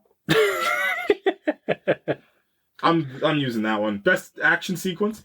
Alan? Yeah, Alan was throwing hands. That was crazy. I couldn't believe it. That just came out of nowhere. It just invoked because it was Michael Cera, it invoked the goofy Scott Pilgrim fight scene. Sure. Oppenheimer didn't have a fight scene. You sure? Kitty was cooking in that scene. That was a verbal fight for sure. And that's exactly the one I'm going to use for the best. I guess that's the one, right? best fight scene in Barbie, I'm gonna have to go. I like the chase sequence quite a bit, where she's escaping Mattel. She gets captured and then escapes Mattel. That's fun. Best song? Oh man, it's I'm Just Ken. Mm-hmm. I mean, Mm-hmm. I mean, I get the Billie Eilish one won the Oscar, but objectively, I'm Just Ken is just better. Subjectively. No, objectively. Come on. I'm putting my foot down. Oppenheimer. Did Oppenheimer use music? Like actual music? I don't think there was a. We'll leave that one for NA. Nolan, you're cooked. Mm-hmm. All right, now we can do best score moment. For Oppenheimer, it's the end bit with Einstein and Oppenheimer. That is just burned into my brain. Mm-hmm. Like, that is just haunting. Can I do a 3-way tie for Oppenheimer? Because this score is... never mind. Can You Hear the Music is probably going to be one of... It's going to be like how they play the time from Inception. That's just one of the most famous pieces of score of the modern age at this point. Like, I felt like every TikTok I was scrolling through was, what happens if the Flash movie had Can You Hear the... Like, it was just everything that I heard was Can You Hear the Music? Yeah. It's just... Christopher Nolan's probably like, I just need a score for this movie. Nothing crazy. You did good on Tenet. He's just like, what if I give you one of the greatest scores of the 2020s? How about that? And then for Barbie, it's probably that beginning bit that you were talking about. Mm-hmm. Like, just like that fun, like cheery, that like that. I love... So I'll take that and I'll go further. I'll take the Mattel influence on top of that for all the corporate... stuff is really good because it becomes like more like official and stuff. Yeah, that's always good. Favorite line? Oh man, for Barbie, I mean, I'm sure it's part of the monologue. This is probably the correct answer, but I mean, why didn't Barbie tell me about the patriarchy? Mm-hmm. It's pretty good. Mm-hmm. I'm not adventure Barbie. I'm stereotypical Barbie. Like I said, it's just another fun one. Oh, you're missing the whole best line of the actual movie. Is, I just wish I was beautiful. Note from the filmmakers that this doesn't necessarily shouldn't apply to Margot Robbie. It's probably one of the best lines of dialogue I've ever heard. And then I mean, subjectively, it's Hi Barbie, Hi Ken. Just That's a good one. Just entered the zeitgeist. That's good. Oppenheimer. It's the line that Kitty says to him when I think it's after his girlfriend dies, and she goes, "You don't get to commit this sin," and then ask all of us to feel sorry for you when there are consequences, because that line like transcends the moment that she's talking about. That's kind of just like Oppenheimer's life, especially after the bomb falls. Like, he's kind of like, "Why are they taking away my security clearance?" Like, pal, you kind of did this to yourself, buddy. So I just feel like that line kind of transcends the film and takes it over, even though she's talking about this very personal moment. But like, that line is really ultimately Oppenheimer's career. Mm-hmm. Is you don't get to do this thing and then feel sorry about it. Like, that you've done the thing, like it happened. Do you want my like bar one, or do you want my like actual best line from Oppenheimer? Both. The bar one is the one that Strauss says when he's like, "Amateurs seek the sun, get eaten, power stays in the shadow." That's the one you just pin on a wall somewhere. That goes crazy. The actual one of the best lines is, they won't fear it until they understand it, and they won't understand it until they've used it. Like, it's just again accentuating the exact point. Barbie's best line is, "You're beautiful." I know it. Like, I know it. Simple, short, effective. Sometimes those are the best lines. Mm-hmm. Best fight? I think we did that. We did that. Best world building or lore moment? Barbie becoming a real person. Mm-hmm. I need to see my gynecologist. Good stuff. And then Oppenheimer is the advent of the nuclear bomb, I would say. Weak. The best world building moment in Oppenheimer is the inception of John F. Kennedy as a credible politician. Sequel bait. Or is it... Oh, no. What am I saying? It's until somebody builds a bigger bomb. And then they did. And then the world did. Thanks, Teller, you jerk. And then... Is it the hydrogen bomb again for the best world? Like, how Teller's just like, "Guys, if we use hydrogen..." And everybody's like, "Shut up, Teller, you're not doing your work." He's like, "But hydrogen, you guys aren't listening to me." Barbie? Is it the best world building moment? Lore? Is it the idea of like, you know, these Barbies exist in this like other dimension, which also could be possible, which is not? But it's like Men in Black. Cool. Favorite shot? Is this more difficult for Barbie than it is for Oppenheimer? For Barbie, I think the shot that kind of encapsulates the entire movie is in the beginning at the party, and it's just Margot Robbie just front and center, like while she's like mid-performance, and you're just like, "Yep, this is the movie. I'm in. I'm hooked. I'm hooked." Because that scene and that shot just encapsulates the entire movie for me. And then Oppenheimer, it's probably, I think it's just the one that everyone's seen is him walking down the hallway with like his hat down and he's got the cigar in his mouth. You're Oppenheimer from Oppenheimer. Yeah, like, yeah. So that one for me. For Barbie, it's that close on her face when she gets into the real world before she says my favorite line from that movie. Just that whole section of the movie is really, it's when that movie starts to become, oh shoot, this movie has me feeling something. Like, yeah. I'm actually getting genuine feeling of this. For Oppenheimer, it's when he's looking out of that window and it's like the call to action for the hero in the Dan Harmon story circle. Like, it's so good. The score amps up at the bit. He puts the jacket on, he puts the hat on, he has the pipe, and I'm just like, you're Oppenheimer from the comics, aren't you? From the comic books and the fables. It's just a really well structured shot. Hoytema is just one of the best cinematographers on the planet. He's awesome. Now we're into it. Best performance. This is what makes these movies so good. Both these movies. Barbie's John Cena, Mermaid Barbie. John Cena. His name is John Cena. Best performance in Barbie. It's like there are multiple toss-ups here. I think I'm gonna go Gosling. I think. He just goes. It's just full send. Just commitment to the bit. And I mean his Oscars performance on Sunday is like proof positive of that. Like, he started this song behind Margot Robbie and she couldn't keep it together. And he just nailed it. Like, he crushed it. Like, if that's not commitment to the bit, like, that nothing else is. And then I mean Oppenheimer, Cillian Murphy, like, what are you gonna say, right? You know, for Barbie, I'm going to use the logic that I think the Academy should have used, and sometimes this is much more simple than it should be. It's Margot Robbie. It just is. This movie does not work if she's not there. It just does not. The movie could be different. The movie could work in a different way, but this movie specifically, with all the themes and all the ideas that it comes with, and, you know, all those big things, it starts with a performance sometimes, and that starts with Margot Robbie. It's just, I feel like Margot Robbie's been living in this weird realm of Hollywood where she's paying for the sins of being just a cool person that was like a cool, beautiful person that was in all these movies when she was super young, and now people are mad. Like, I don't know, like, it happened with Babylon, it happened with this, and it's just like, I don't know how she's 0 for 2 in the last 2 years for 2 performances that should have got her nominated. But like I said, sometimes it's simple, and then again for Oppenheimer, sometimes it's just abundantly simple. There's so many best things about these movies. The best things about both of these movies easily could be the main actor you had for both roles, or just fit both these roles. It's funny how much more these movies are tethered together than they should be. And this is one of the biggest points, is the main actor and actress in these movies are the epitome of who they need to be for these roles. Your favorite character in both these movies? Favorite character in Barbie is probably, ironically enough, Barbie herself. Stereotypical Barbie, as it were. Barbie.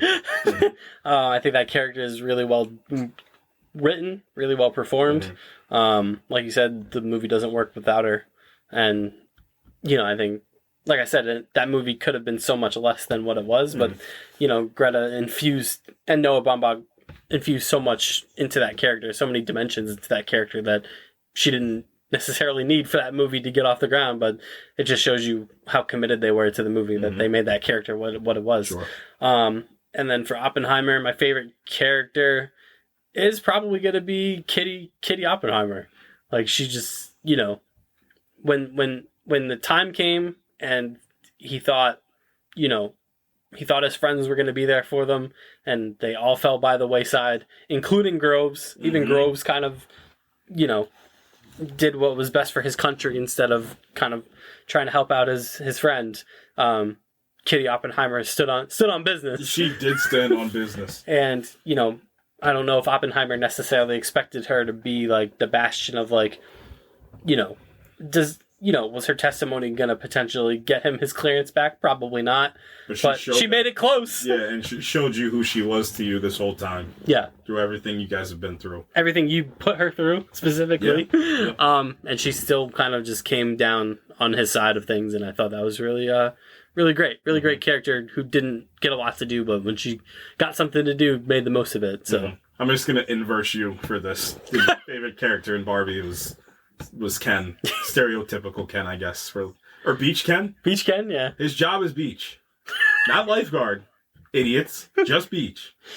I mean, again, all the points you made for the performances, the character itself, it's just, he's inserted in a place where, you know, some of the people are mad at, like, the masculinity being stripped away from. You're missing the whole point. You keep missing the point, weirdo. Keep missing it. He hits all those beats. Shout out Beach Ken. You did your thing, Ryan Gosling. Great job.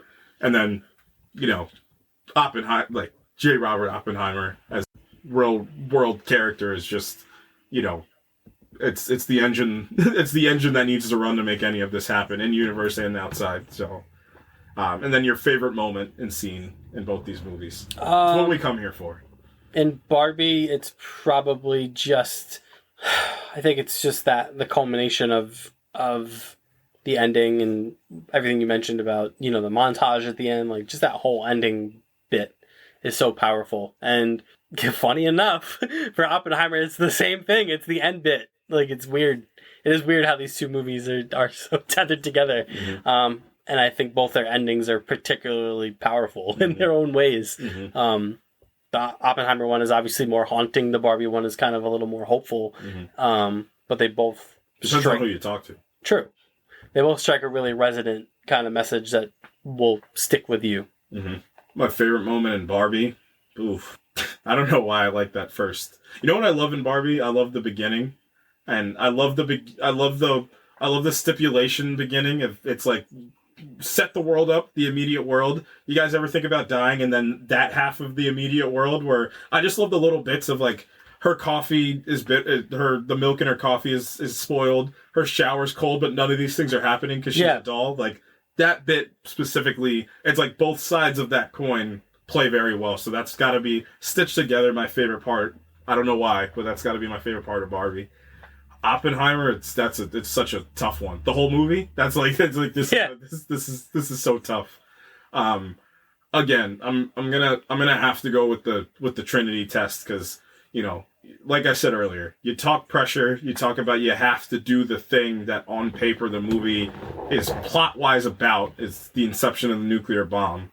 You know, objectively, the inception of the nuclear bomb, and you nailed it. You absolutely nailed it. Yeah. And that's Barbenheimer. It was a great time. I'm glad we finally got to talk about both these movies. Mm-hmm. It's just going to be a moment in pop culture that will never, ever, ever be replicated. Yeah. And then what anything you want to have to come out on the same day? Anything? Oh man, I don't know. It's so tough. Like, this was the beauty about this thing is just so non-contrived. Mm-hmm. Like, it just happened.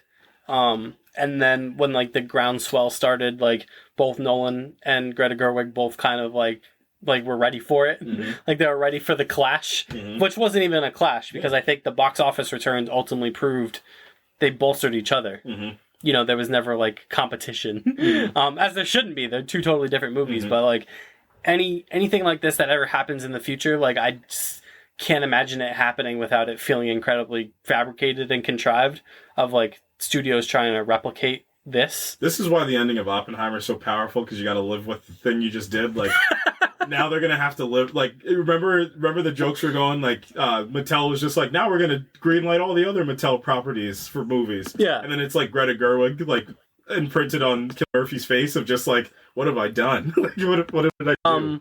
I would if I had to fantasy book something like this, I would just love for Nolan and Greta Gerwig to be just cosmically tied to each other for Yes. their careers. That's I would love for that to happen. So I think that would be mine. I would just want them, anytime one has a movie coming out, I want the other to also put a movie out. You know what they should do one of the times? This has to be in like 10 years. Like after they've done this like twice more, you know what they should do? They should do the movies that they're doing, right? And like get all the pre-production and get to set and then swap. That's what I said they should have done for these movies. Because I think Greta Gerwig makes a heck of an Oppenheimer biopic. And I think Christopher Nolan, announced to probably everybody, probably makes a dang good Barbie movie. He said, wait, this movie has an alternate dimension in it?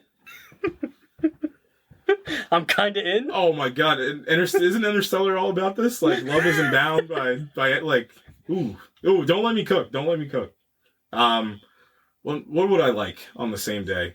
I mean, if we talk superhero movies, I mean, I feel like a day where a Superman movie and a Spider-Man movie would be a day would be pretty crazy. If I was wishing that we would have got Fantastic Four and Superman on the same day. I think they're 2 weeks apart.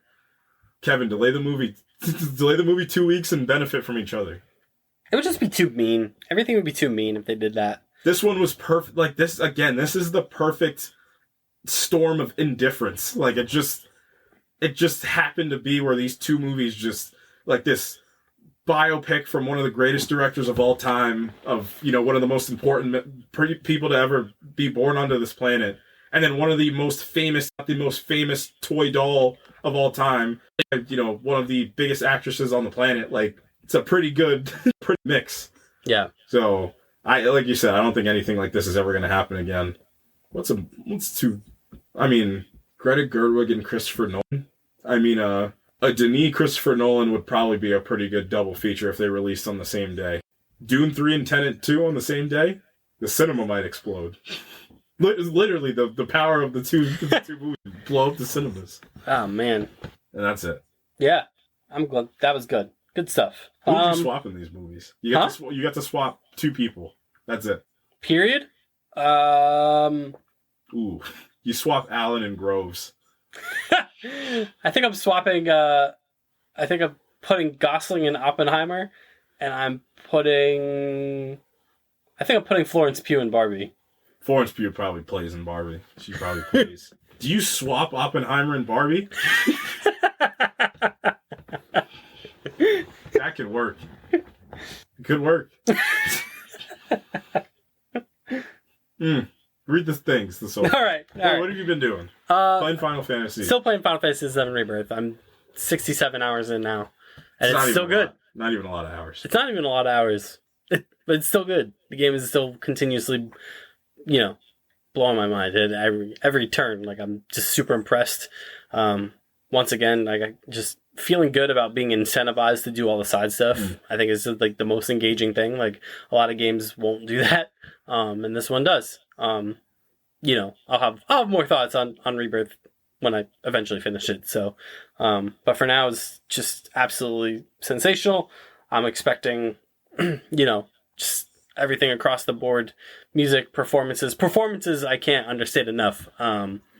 Cody Christian in particular does a lot of really, really great work in this game. And I think, the fact that this is his first voice acting role ever, despite the fact that he's had a good to great TV career on screen. But he's if he ever wants to pursue this avenue as a voice actor, I think he's got a hell of a career in front of him, because he does some things in this game that is just outstanding. So that's my big takeaway so far from playing Rebirth is Cody Christian, and the whole cast is tremendous. But so far, his performance is just remarkable. The amount of different things he does as Cloud is tremendous. Obviously, I've just been trying to attack these Oscar movies best I can. However, I just was home, and I don't know why. Like I have some movies just around, and I just stumbled upon The Place on the Pines from 2012 from Derek C. in France that stars Ryan Gosling and Bradley Cooper. both of which were nominated for best actor and best supporting actor a couple ago. Those movies where it's, you can pick out certain little nitpicky flaws, but to you that movie's perfect. The Place Beyond the Pines is one of those movies for me. That movie's hauntingly ambient. It's present. It echoes. Like, those are the best ways I can describe it. It's very poetic. Like, it's actually, it's not overbearingly poetic, but it's thunderously poetic. Basically the biggest theme of that movie is, the sins of the father will be visited upon the son.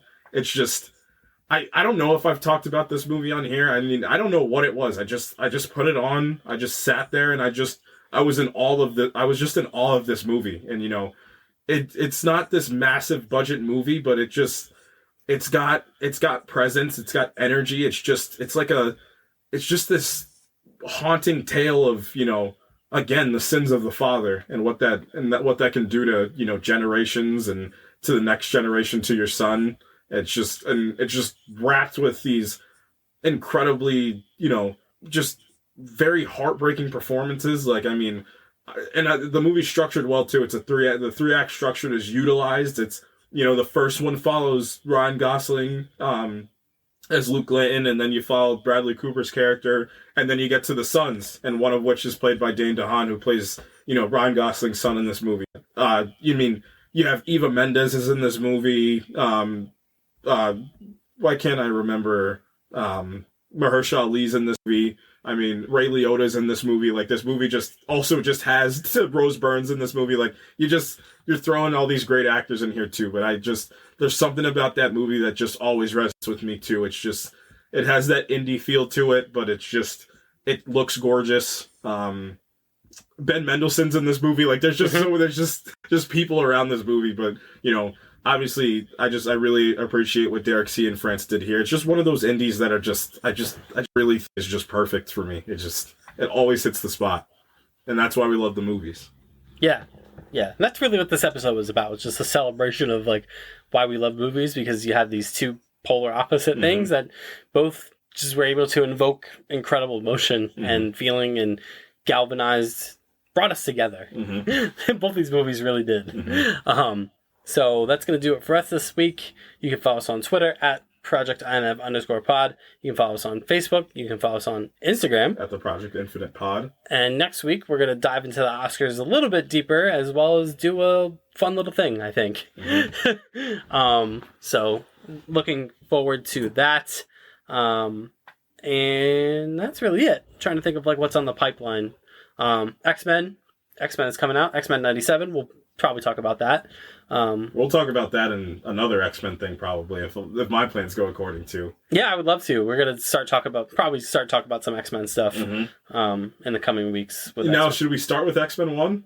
Probably. Are we gonna start with X-Men Origins Wolverine? Yup. Almost certainly. Because it's been we've never really talked about a bad movie.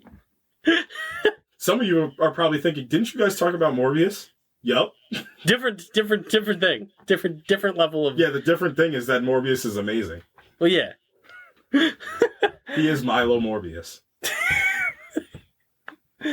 Oh. Do you need a doctor, man? I am a doctor. And the Oscar goes to, in my eyes, see, Morbius. What was Al Pacino cooking? I don't know. Oh, man. Only Al Pacino can present at the Game Awards and the Oscars. And it's both memorable performances. Both times. But yeah, we're going to start kicking up some X-Men stuff for sure. And yeah. From me, from the... Yeah, I guess you don't have to be too careful. From the... Careful with the Oppenheimer picks, because most of them weren't great people. from the Cinema Ken of the podcast. I am Cinema Ken. I am Cinema Ken. Nice. Cinema Ken. Oppenheimer? I guess you don't have to be too careful. The Josh Peck's character of the podcast. Detonator's charged. He did it. I'm not a soldier, Oppie. Nuclear! The sucker's nuclear. Nuclear! I see, like, that one was a big deal, but, like, something about Alex Wolff also being in that movie, because I grew up watching the Naked Brothers Band, also was amazing. I just remember when we were doing the Oppenheimer casting bit, and the week came through that Josh Peck got cast, and we were like, Surely. wait. Surely this isn't real, right? I know that who I think it is. Should have put Drake Bell in the movie. Oh, he's canceled. Oh, he is canceled. Oh, man. All right, guys. We will see you next week for some more Oscar stuff and some more movie talk. Until then, goodbye. Now I've become Death, Destroyer of Worlds. Oh, he got serious. I'm just kidding. That's how Oppenheimer should have finished the bit. I'm just Ken. All right, guys. We're out of here. We gotta go, man. We gotta go, man. Goodbye. Jeffrey Wright. Go watch American Fiction. He's great. He's always great. Yeah, he is always great. I know you for 2 years. I don't even know who you are. All right. We're done. For real. For real. Goodbye. Peace.